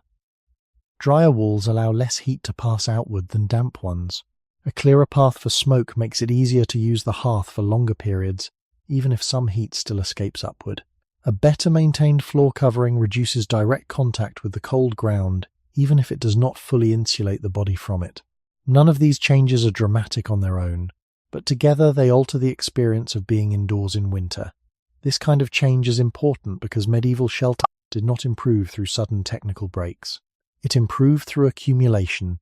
The same basic materials remained common, yet people learned how to apply them with more care, how to repair them before failure became severe, and how to maintain the structure in ways that preserved its limited advantages.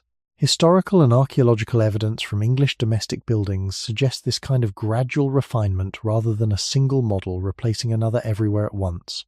Local building traditions remained strong, and methods varied by region, available resources, and social standing.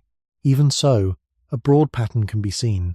The shelter becomes slightly better at controlling moisture, slightly more durable against weather, and slightly more organized in how heat, smoke, and human activity are arranged within it. This does not mean that winter becomes easy. It means that the margin between exposure and endurance is widened a little. The interior still remains cold by modern expectations, but it can become more predictable.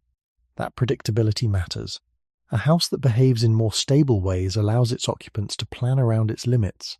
They learn where dampness forms first, which parts of the roof need attention after heavy weather, which walls admit more drafts, and which areas of the floor remain least comfortable during colder nights. These observations do not belong only to architecture. They belong to daily life.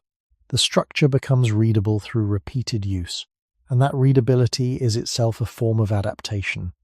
This fits into a much longer human pattern. Early shelters were also shaped by repeated observation, but many were more temporary and less materially complex.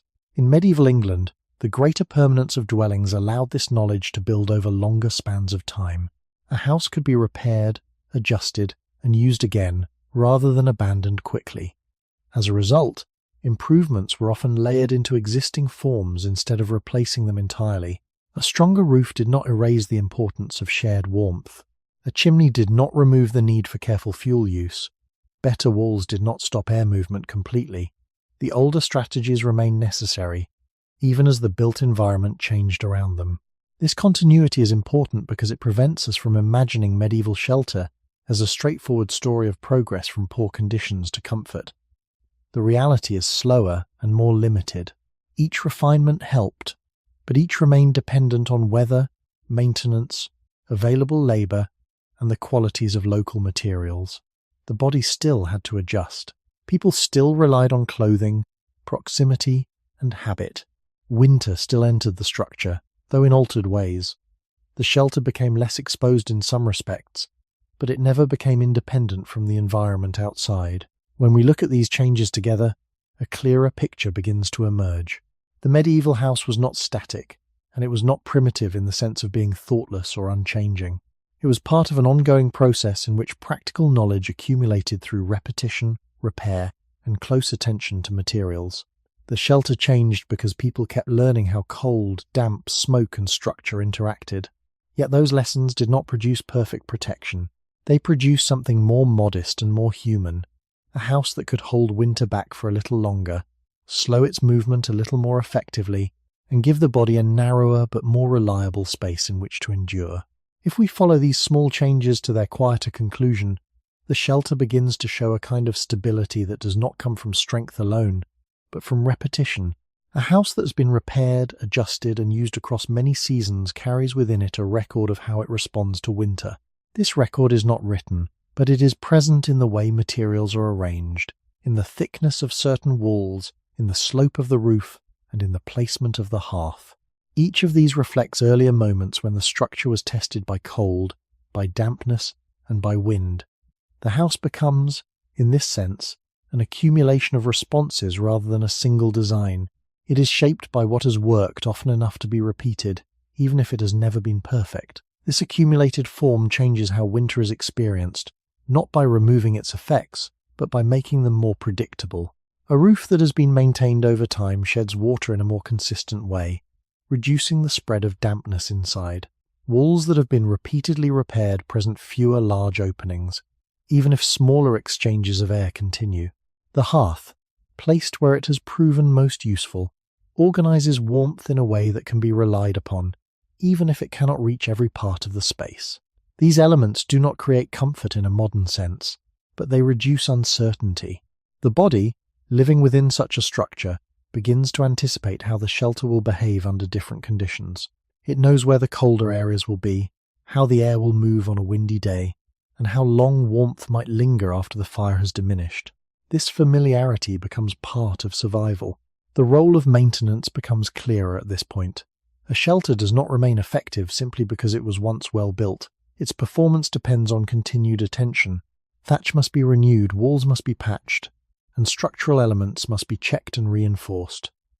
These actions are not separate from daily life. They are woven into it, often carried out in response to visible signs of wear or after periods of harsher weather.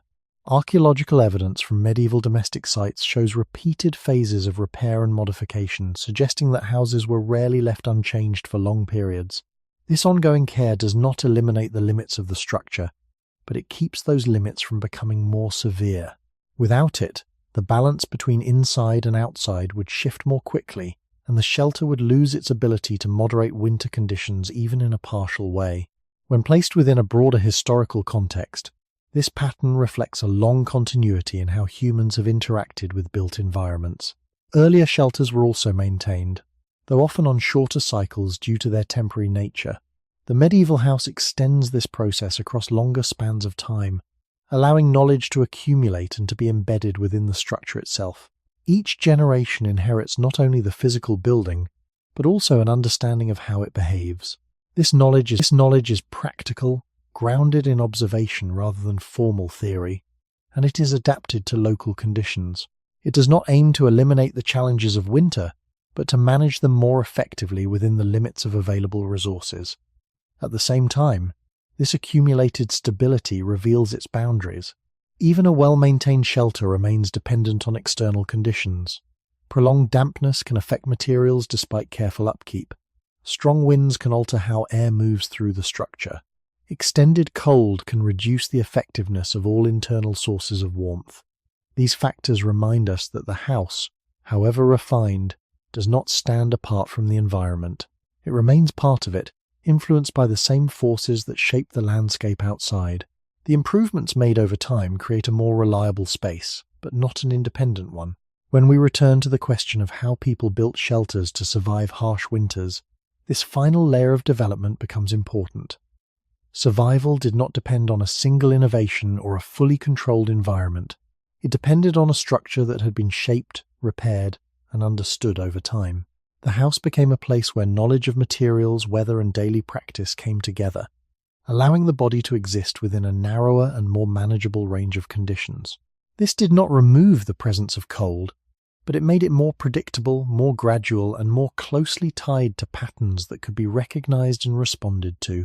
In this way, the shelter reached a form that was not complete or final, but sufficient able to support life through winter, not by overcoming it, but by adapting to it again and again, within the limits that remained.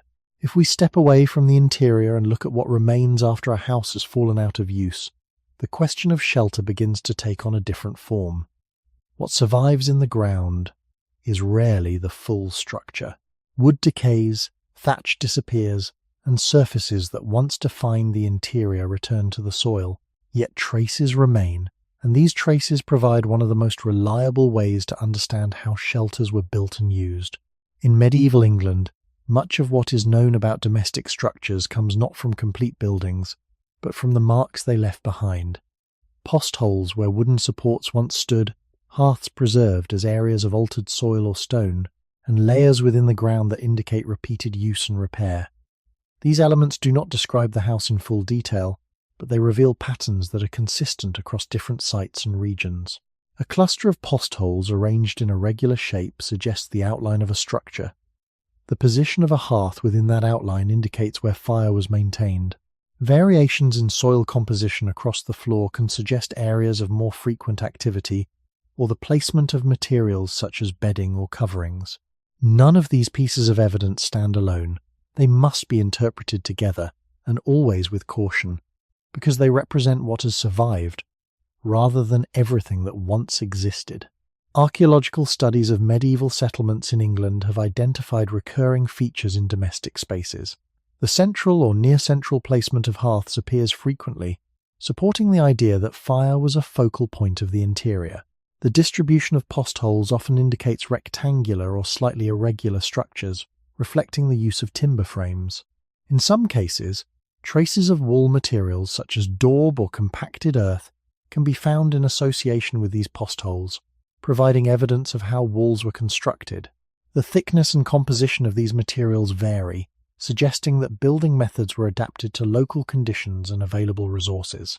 While these findings do not capture the full experience of living within the shelter, they confirm that the structures described in historical sources correspond to physical remains in the ground.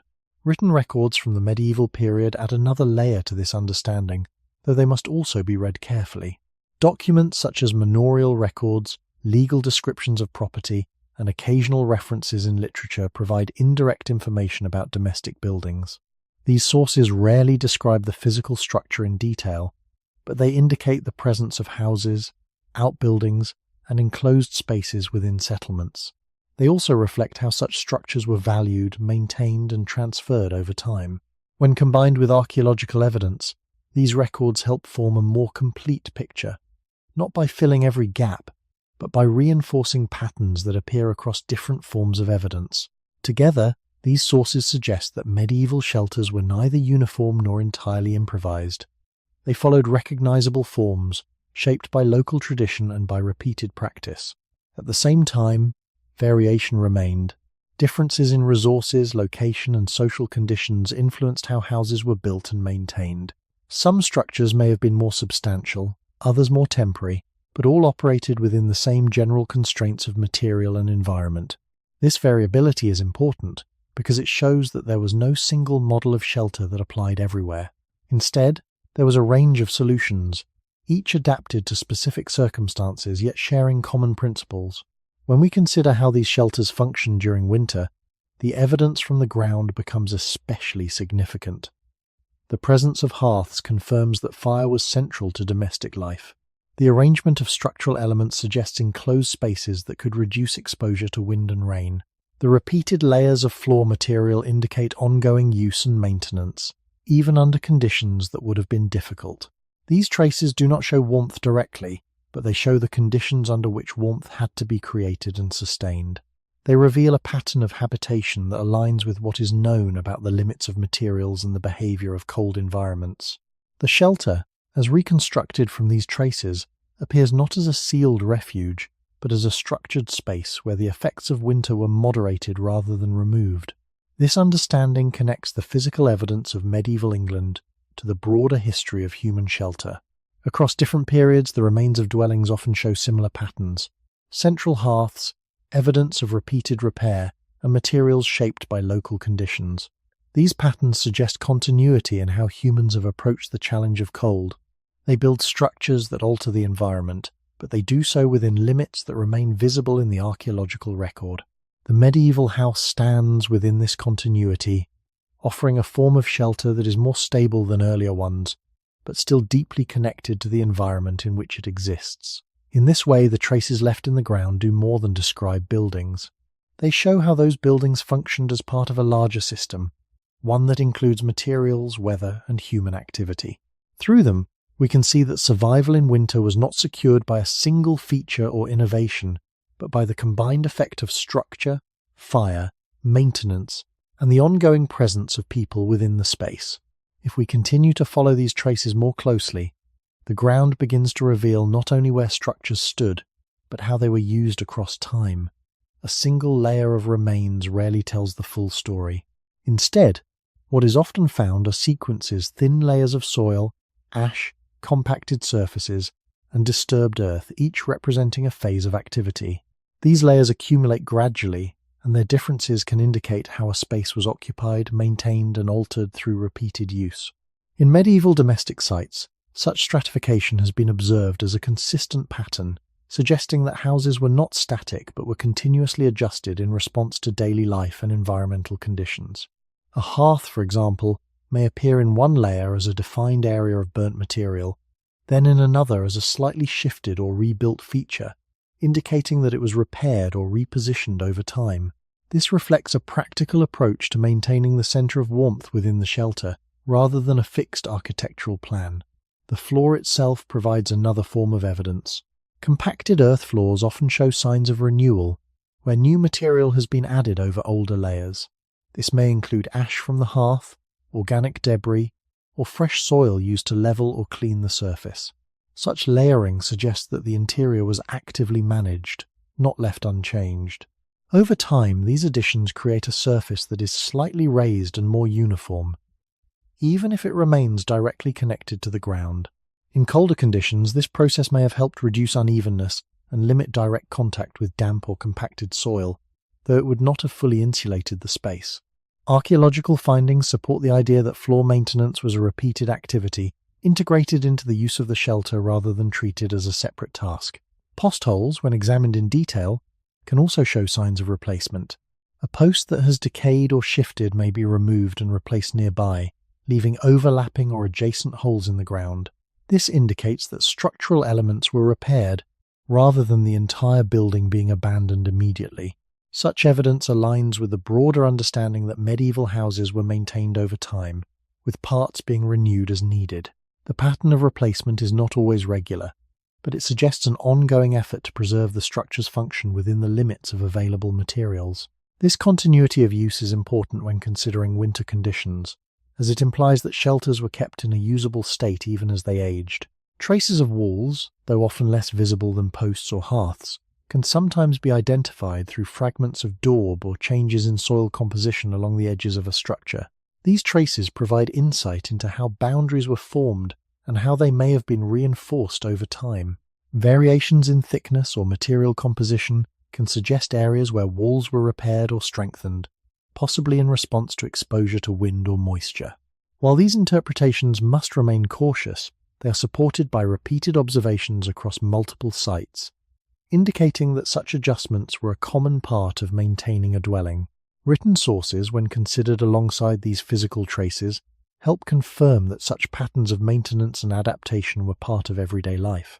Records related to landholding, tenancy, and domestic obligations sometimes refer to the upkeep of buildings, though not always in technical detail. These references indicate that houses were expected to be maintained, repaired, and kept functional, reinforcing what is seen in the archaeological record. The combination of these sources does not provide a complete description of any single house, but it establishes a consistent framework within which these structures operated. When viewed together, these layers of evidence suggest that medieval shelters were shaped as much by use as by initial construction.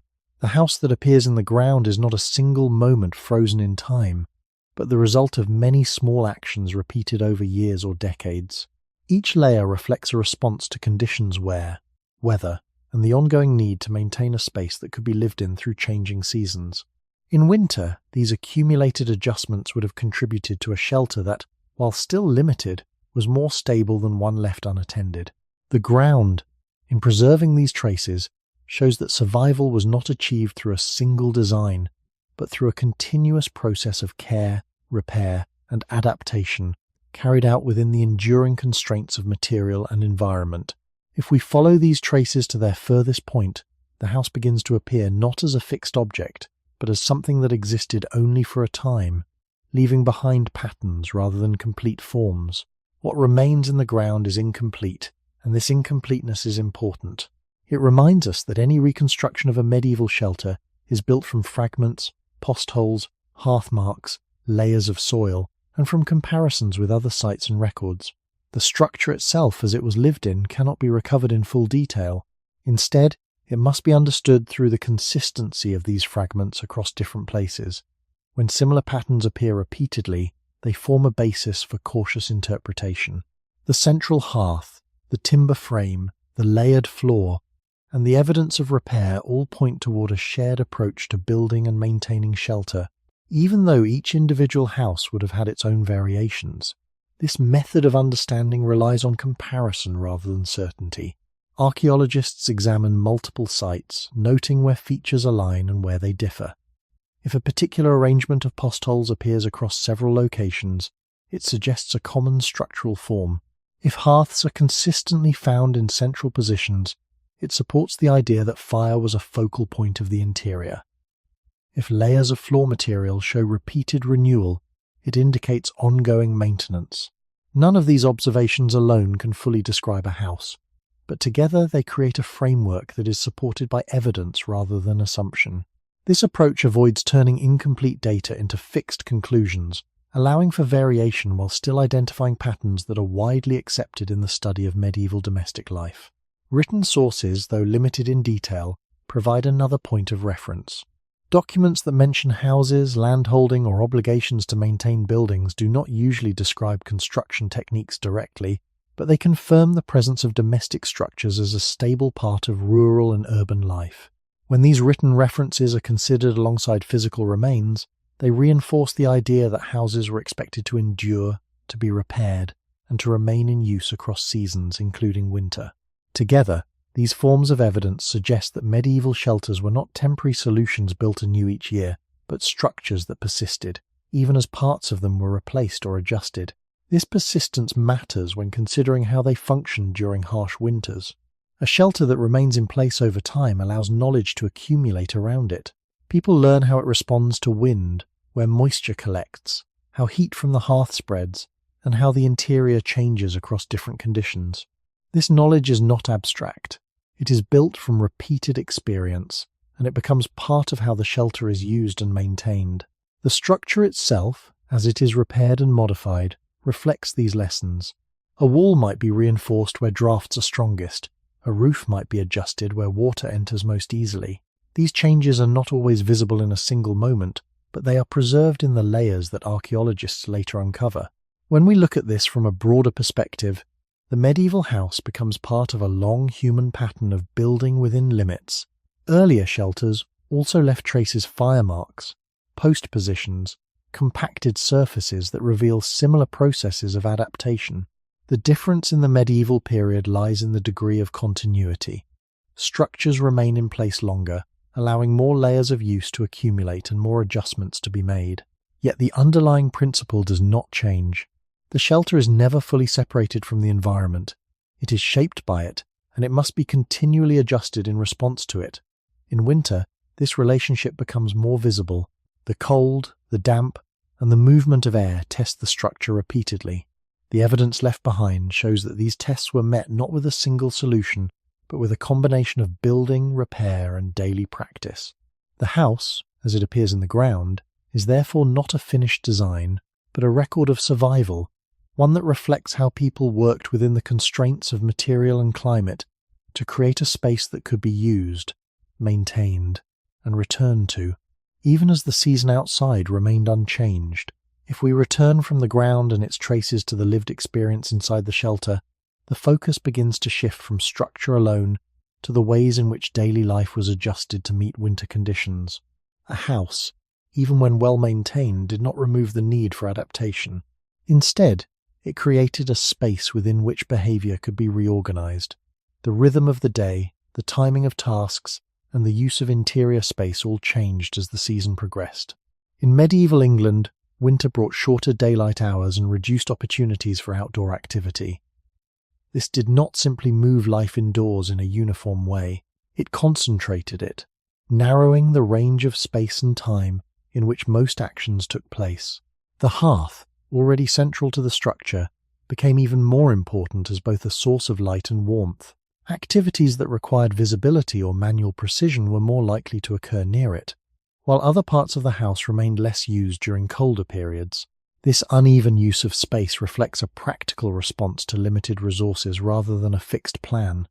The body, within this environment, adjusted its patterns of movement and rest. Periods of activity generated warmth, but they also required energy, which was not always abundant in winter. As a result, there was a balance between movement and stillness. Tasks were carried out when necessary, often clustered in times when light and heat from the hearth were most available. Periods of reduced activity allowed the body to conserve energy and retain warmth, even if this meant remaining in cooler conditions. This balance is consistent with what is known about human responses to cold environments, where both activity and rest play roles in managing heat loss and energy use. The shelter provided a setting in which these adjustments could take place with slightly greater stability than the open environment, but it did not remove the underlying need to respond to cold through behavior. Clothing, layering, and the use of available materials added another dimension to this adaptation. Garments made from wool or other fibers could retain heat by trapping air close to the body, while additional layers increased this effect. Bedding materials such as straw or textiles created a further separation from cold surfaces. These practices did not depend on the house alone, but worked alongside it, forming part of a combined system that included structure, fire, and the body itself. Historical evidence suggests that such strategies were widely used, though their exact form varied depending on resources and local conditions. The organization of daily life also reflected the need to manage limited light. With fewer hours of daylight, tasks that required visibility had to be timed carefully. The hearth extended this period slightly, but its light was limited and uneven. As a result, activities were often concentrated into shorter intervals, with the rest of the time spent in lower levels of light and reduced activity. This change in rhythm affected how the interior was experienced. The house became not only a place of shelter, but a space where time itself was structured differently, shaped by the interaction of light, heat, and available resources. This pattern connects to a broader human history in which seasonal changes have always influenced behavior. Long before permanent dwellings, human groups adjusted their movements, activities, and use of space in response to shifts in temperature and daylight. The medieval house continues this pattern within a more stable environment, allowing for repeated practices that could be refined over time. Yet the underlying principle remains unchanged. Survival in winter depends not only on what is built, but on how life is organized within those built spaces. The structure provides a framework, but the experience of warmth and endurance is shaped by daily actions carried out within it. When we consider this together, the shelter appears less as a solution and more as a setting for adaptation. It allows certain behaviors to be more effective gathering near the hearth, layering clothing, concentrating activity, but it does not replace the need for those behaviors. The body remains active in managing its own exposure, adjusting continuously to conditions that are only partially moderated by the structure. In winter, this relationship becomes more visible. The house shapes the environment, but it is the pattern of life within it that determines how that environment is experienced. Warmth is not simply provided, it is maintained through a combination of structure, material, and daily practice, each supporting the other within the limits that remain. If we continue to follow this adjustment of daily life, the way time is divided during winter becomes more defined by limitation than by choice. The day does not simply feel shorter, it reorganizes what can be done and when it can be done. Light, warmth, and energy become closely linked, and each must be used with attention. In a medieval English house, the hearth provided both heat and a limited extension of light, but it could not replace daylight. Its illumination was uneven and confined, which meant that activities requiring precision or sustained focus had to be positioned carefully within its reach. This often led to a concentration of tasks into narrower periods, where both light and warmth were sufficient.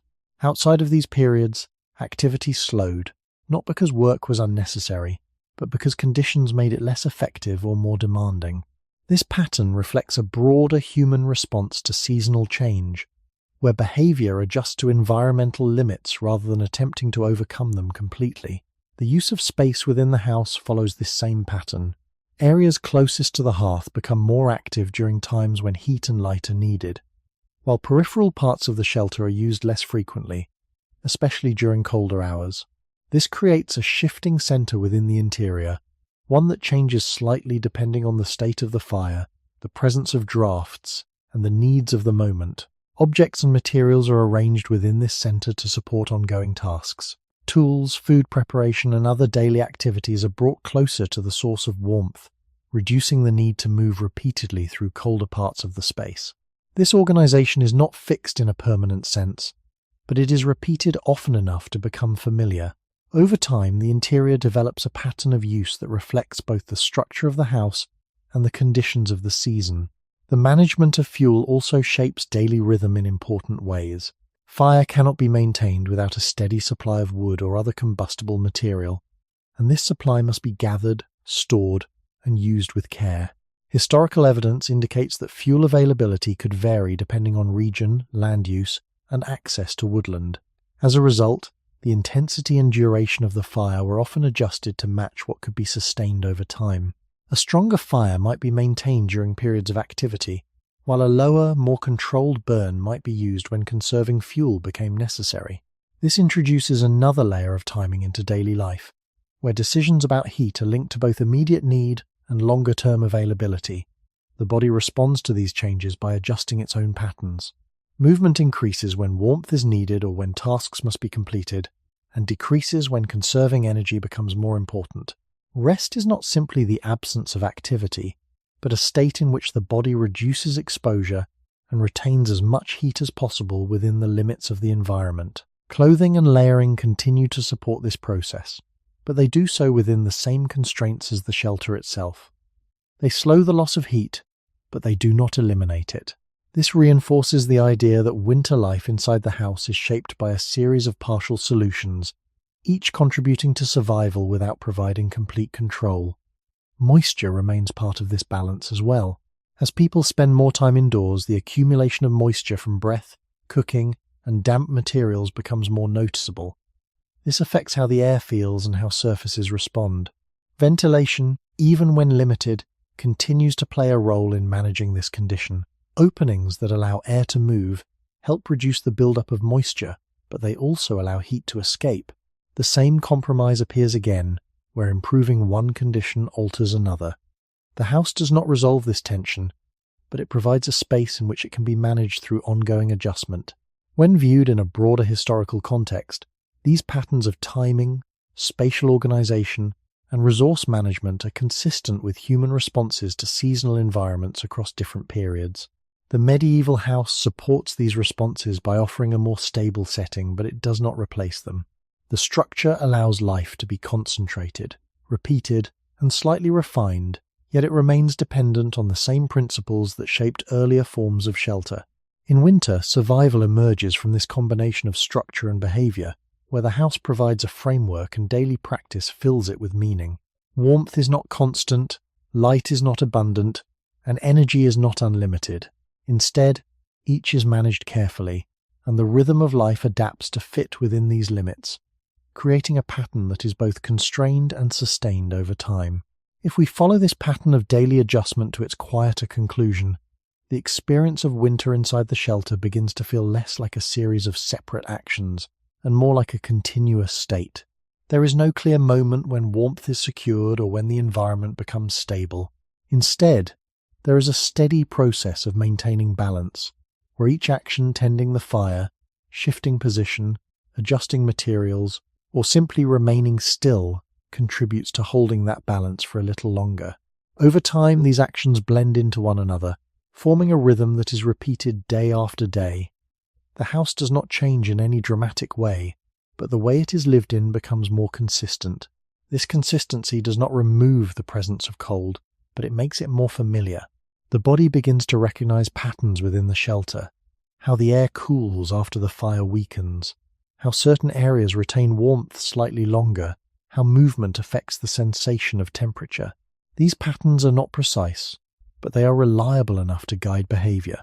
This reliability is important because it reduces uncertainty even when it does not increase comfort. A space that behaves in predictable ways allows its occupants to respond more effectively, even if the overall conditions remain challenging. As winter continues, the interaction between structure and behavior becomes more closely linked. The house provides the boundaries within which life takes place, but those boundaries are shaped continuously by how the space is used. A hearth that is tended regularly creates a more stable center of warmth.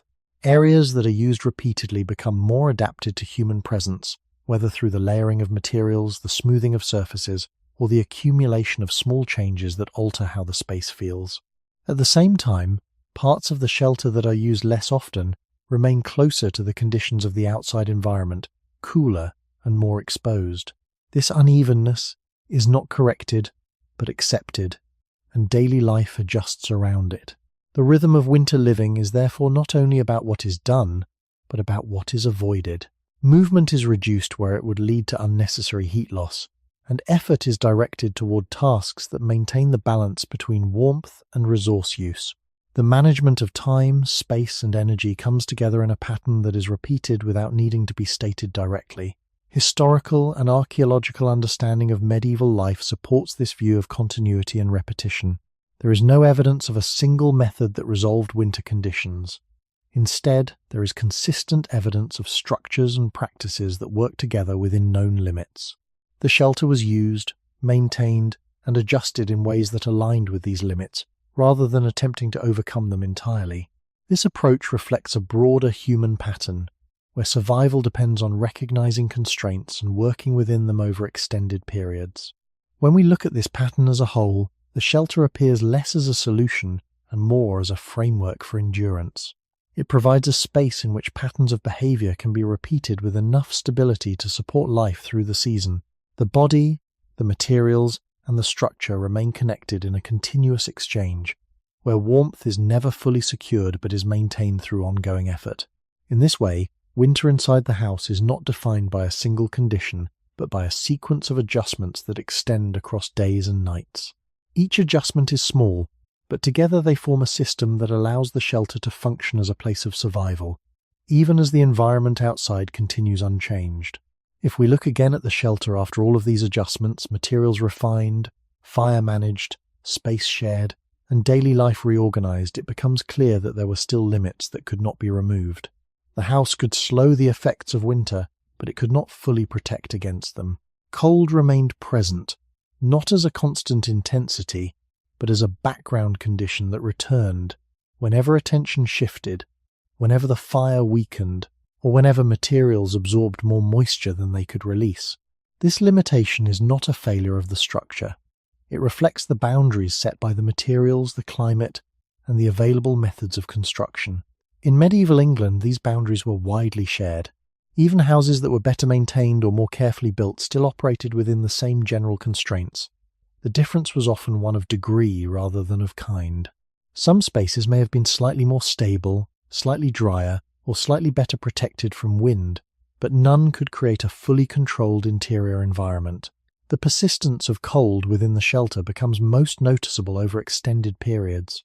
A single day of exposure might be managed through activity and the use of fire, but a sequence of days and nights places greater pressure on the structure and on the body. Materials that have absorbed moisture remain damp, reducing their ability to slow heat loss. Fuel must be used carefully, and its supply may not always match the demands of the season. The body, in turn, must continue to adjust, balancing activity and rest while conserving energy. These conditions are supported by both historical understanding and environmental evidence, which show that winter in temperate regions like England involves not only low temperatures, but also persistent dampness and reduced sunlight.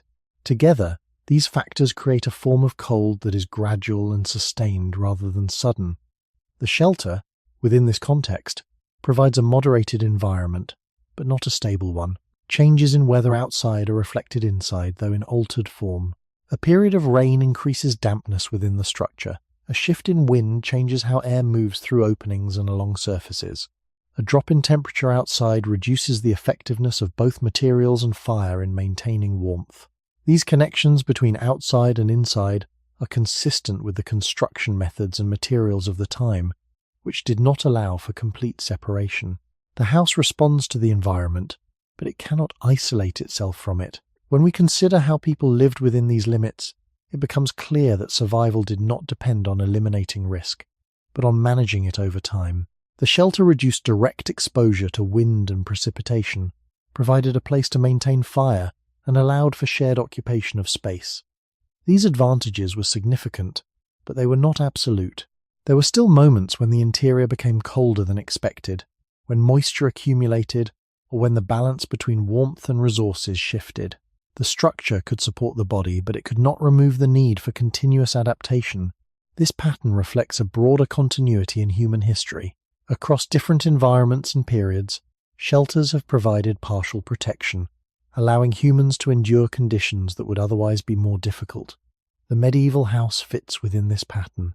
It represents an advancement in stability and organization, but not a complete transformation of the relationship between humans and their environment. The body remains exposed to the effects of climate, even when inside a built structure. The shelter changes how those effects are experienced, but it does not remove them entirely. When viewed in this way, the limits of shelter become an essential part of its function. They define what the structure can and cannot do, and they shape the behaviors that develop within it. A house that cannot maintain constant warmth requires attention to fire, to materials, and to daily rhythm. A space that remains connected to external conditions requires awareness of weather and ongoing adjustment. These limits do not prevent survival, but they ensure that survival remains an active process rather than a fixed state. In winter, this becomes especially clear. The shelter offers a degree of protection that makes continued habitation possible, but it does so within boundaries that are always present. Cold is reduced, but not removed. Dampness is managed, but not eliminated. Warmth is created, but not sustained without effort. The house stands within these limits, not as a complete solution, but as a structure that makes endurance possible by shaping, rather than overcoming, the conditions of the season. If we remain with these limits a little longer, another truth begins to emerge. A shelter was not only defined by what it could provide, but also by what it could not guarantee. It could not guarantee dryness in every part of the house, because moisture moved through air, materials, and ground in ways that were never fully under control. It could not guarantee steady warmth through the night, because fire required tending and fuel, and both depended on continued effort. It could not guarantee that the body inside would always remain comfortable, because comfort itself was not the standard by which the shelter was measured. What mattered more was whether the structure could reduce exposure enough, slow heat loss enough, and support daily life enough for winter to be endured. This distinction is important, because it shifts the meaning of shelter away from complete protection and towards sufficiency. In medieval England, a house was successful not because it defeated winter, but because it created a narrower margin within which people could continue to live. Historical and archaeological evidence supports this more limited understanding. The recurring need for maintenance, the repeated repair of walls and roofs, and the central role of the hearth all suggest that the house remained vulnerable even while it was useful. If shelter had provided complete control over the indoor environment, such continual adjustments would have mattered less. Instead, they mattered constantly. A roof weakened by weather could allow more dampness inside. A wall that opened slightly could admit colder air.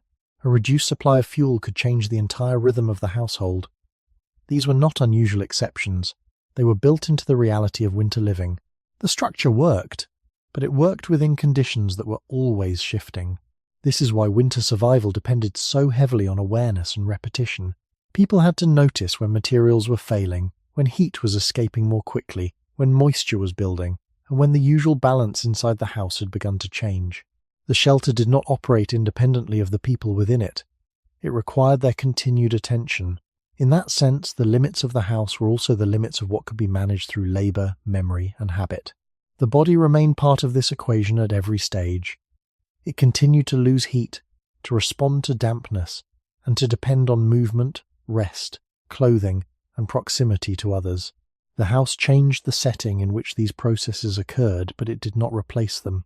This continuity matters because it connects medieval winter shelter to a much longer human history. Earlier shelters also provided only partial barriers against the environment. They created spaces of reduced exposure, not spaces of full control.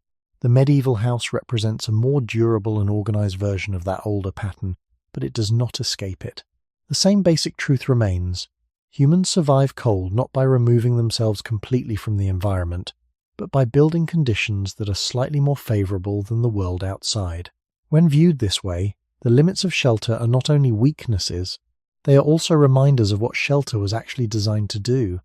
It was meant to hold back rain, reduce wind, support fire, gather people, and create a usable interior. It was not a machine for perfect warmth. It was a shaped space within which life could continue, even under pressure from the season. In winter, this difference becomes especially visible. The house did not end exposure. It transformed exposure into something slower, more uneven, and more manageable. Cold still entered, but it entered differently. Dampness still gathered, but in altered forms. Effort still remained necessary, but it could now be concentrated within a bounded space. And perhaps that is the clearest way to understand the shelter's final limit. It could not promise safety in any absolute sense. What it could offer was a framework in which the body, the fire, the materials, and the habits of daily life could work together long enough for winter to pass, even while the season itself remained present on every side. If we follow these limits to their quiet conclusion, the shelter begins to take on a final meaning that is less about protection and more about relationship. It stands between the body and the environment, but it does not separate them completely. Instead, it changes how they meet. Cold does not disappear at the threshold. It slows, it spreads differently, and it becomes something that must be managed rather than escaped. The house, in this sense, becomes a place where the interaction between body and environment is reshaped, not removed. This reshaping is what allows life to continue through winter, even when conditions remain difficult. Over time, this relationship becomes familiar. The limits of the shelter are not hidden, they are known. People come to understand how far the structure can be relied upon and where it begins to fail. This knowledge is not abstract. It is learned through repeated experience, through nights when the fire weakens, through days when dampness lingers longer than expected, through moments when wind changes the movement of air inside the house. Each of these experiences adds to an understanding of the shelter's boundaries. The house becomes readable, not because it is simple, but because its behavior follows patterns that can be recognized and anticipated. This familiarity does not remove risk, but it reduces uncertainty, and that reduction is a form of stability. The structure, the materials, and the daily practices within it begin to work together as a system that is understood, even if it is not controlled. This system reflects what is widely observed in historical and archaeological studies of pre-modern dwellings, that survival depends on the interaction of multiple elements rather than on a single effective solution. The shelter alone is not enough, the fire alone is not enough, and the body alone is not enough. It is their combination, repeated and adjusted over time, that creates the conditions necessary for endurance. Within this combination, each element carries both strength and limitation. The walls reduce exposure, but allow air to pass. The roof sheds water, but cannot prevent all dampness. The hearth produces warmth, but only within a limited range and duration. The body adapts, but within biological limits that cannot be exceeded indefinitely. Together, these elements form a balance that must be maintained, not achieved once, and then preserved without effort. When we place this understanding within the broader history of human shelter, the continuity becomes clear. Across different climates and periods, humans have built structures that mediate their relationship with the environment rather than replacing it. The medieval house represents a stage in this long process. where materials and techniques allow for more stable and lasting forms, but do not fundamentally change the nature of that relationship. The environment remains present, and the shelter remains a means of negotiating with it. In winter, this negotiation becomes more visible because the differences between inside and outside are more pronounced. The house holds back wind and rain, gathers warmth around the hearth, and allows people to remain within a defined space. But beyond those boundaries, the same conditions persist, and even within them, traces of those conditions remain. The shelter becomes a place where these traces are managed, where cold is slowed, and where life continues within a narrower margin. This margin is not wide, but it is enough, and perhaps that is the most important point to reach before moving forward. The shelter was never designed to create complete safety or comfort. It was designed to make survival possible within limits that were always present. It did not remove the environment, but it shaped it into something that could be lived with. In that sense, the house was not a final answer to winter, but a way of enduring it, quietly, repeatedly, and without certainty that the balance would always hold. If we return once more to the beginning of this question, the shelter no longer appears as a simple structure built to resist winter, but as the result of many small adjustments layered over time. What was built in medieval England was not a barrier that removed cold, but a space that altered how cold could be experienced. The walls, the roof, the hearth, and the shared interior all contributed to this alteration, each working within limits that were never fully overcome. When these elements came together, they created a condition that was neither fully exposed nor fully protected, but something in between. This in-between space is what allowed life to continue, even when the outside environment remained unchanged. Historical and archaeological evidence consistently supports this view. The remains of houses show structures that were repaired rather than replaced entirely, indicating long-term use and adaptation. Hearths appear as central features, confirming the importance of fire as a source of heat and organization. Layers of flooring and traces of wall materials suggest continuous maintenance and adjustment, rather than a single moment of construction followed by passive use. Written records, though often indirect, reinforce the idea that houses were expected to endure across seasons, requiring attention and care. Together, these sources do not describe a perfect shelter, but they describe one that was sufficient when used in combination with daily practices. This sufficiency depended on more than materials. It depended on how people lived within the structure, the timing of activity, the management of fuel, the arrangement of space, and the use of clothing and bedding, all contributed to the overall condition inside the house. None of these elements alone could ensure warmth, but together they created a system that made winter survivable. This system was not static. It required ongoing attention and adjustment, reflecting a continuous relationship between the body and its environment. The shelter provided the setting for this relationship, but it did not replace it. When we consider this within the broader history of human shelter, the pattern becomes clearer.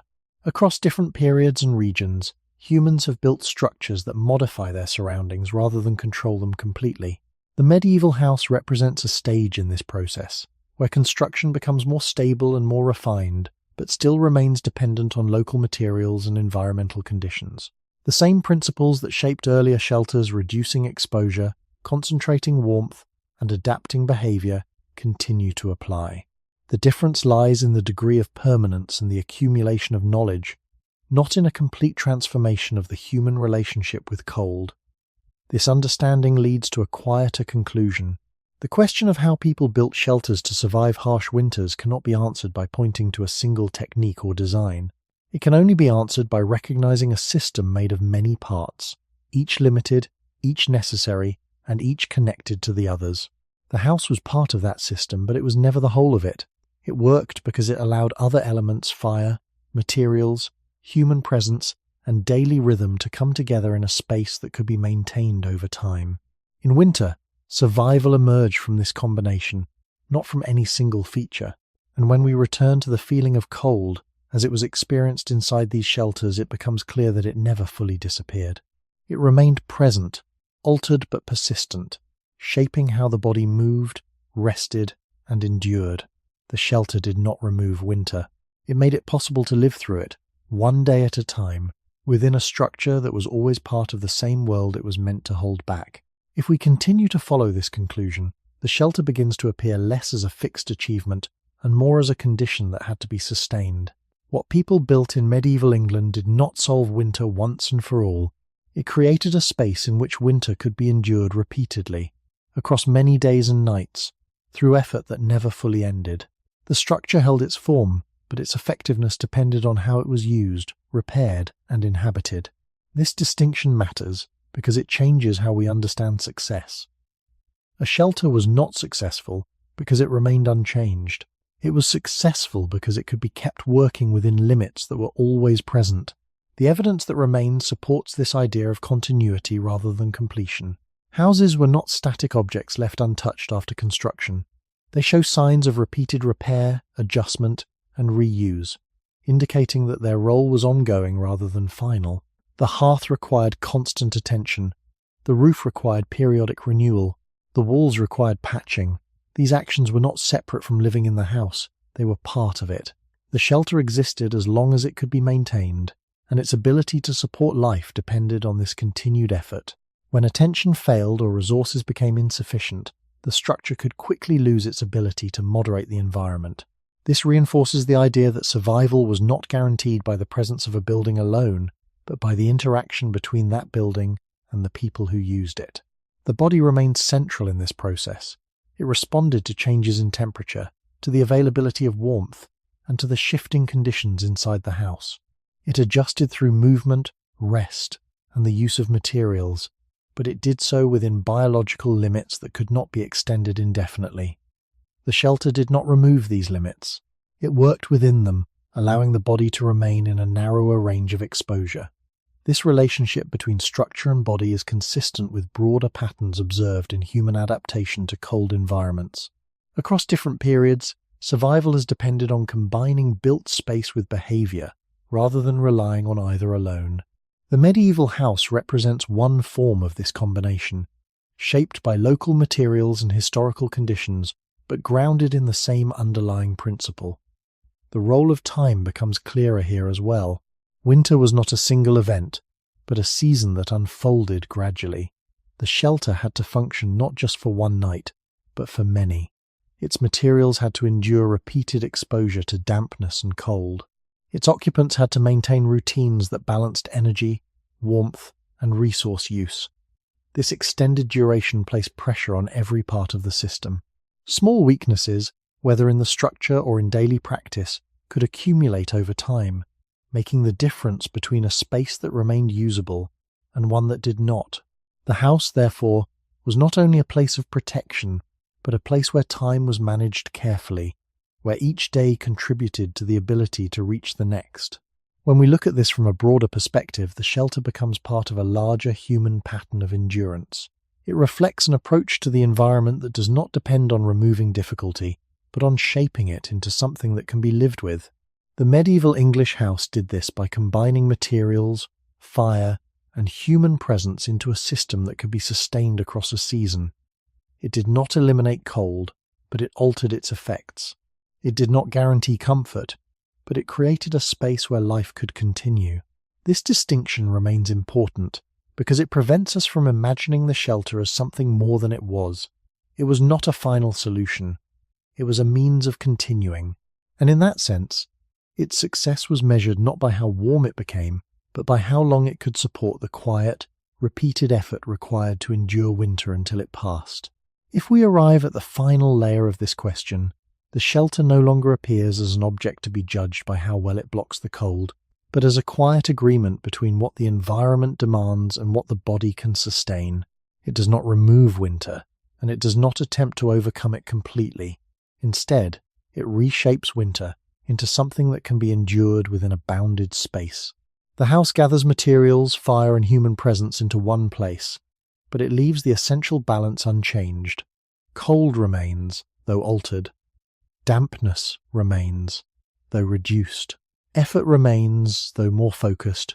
This is not a failure of design. It is the condition under which the shelter becomes meaningful. Across the evidence, we have followed structures in the ground, patterns of repair, the central role of the hearth, and the repeated adjustment of daily life. A consistent picture emerges. People did not build shelters that solved winter.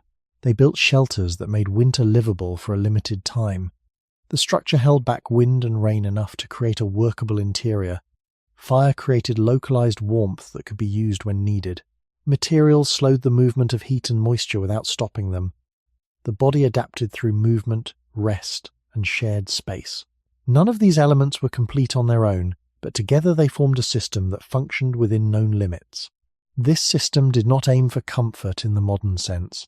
It aimed for continuity, for the ability to move from one day to the next without the balance breaking entirely. This understanding fits within a broader human history. From early shelters to more permanent dwellings, the same pattern appears. Structures are built not to remove the environment, but to change how it is encountered. The medieval house represents one stage in this long process, where knowledge has accumulated and forms have become more stable, but the underlying relationship remains. Humans continue to live within the environment, not outside it. The shelter provides a space where that relationship can be managed more carefully, but it does not replace it. When we return to the original question, it becomes quieter than it first appeared. How did people in medieval England build shelters to survive harsh winters? They did not build them as complete protections. They built them as part of a larger system of endurance. They used materials that were available, arranged them in ways that reduced exposure, maintained them through repeated effort, and lived within them according to patterns shaped by cold, light, and limited resources. The shelter was one part of this system, but it only worked because it was combined with fire, with human presence, and with daily practices that responded to changing conditions. And perhaps the most important part of this answer is what remains unresolved. Even inside the shelter, winter did not disappear. It remained in the air, in the walls, in the ground beneath the floor, and in the constant need to adjust. The house changed the experience of winter, but it did not end it. It created a space where cold could be slowed, where warmth could be gathered briefly, and where life could continue in a narrower margin between exposure and endurance. That margin was never wide, and it was never guaranteed. It had to be maintained, moment by moment, through a system that was always incomplete. If we listen closely to that condition, it leaves us with a quieter understanding of shelter itself, not as a place where the environment stops, but as a place where it is negotiated. Not as a solution that removes difficulty, but as a structure that allows difficulty to be lived with. And if that was true then, within those houses shaped by wood, earth, fire, and time, how different is it from the way the body still seeks warmth today, within spaces that feel solid, yet remain quietly connected to the same world outside?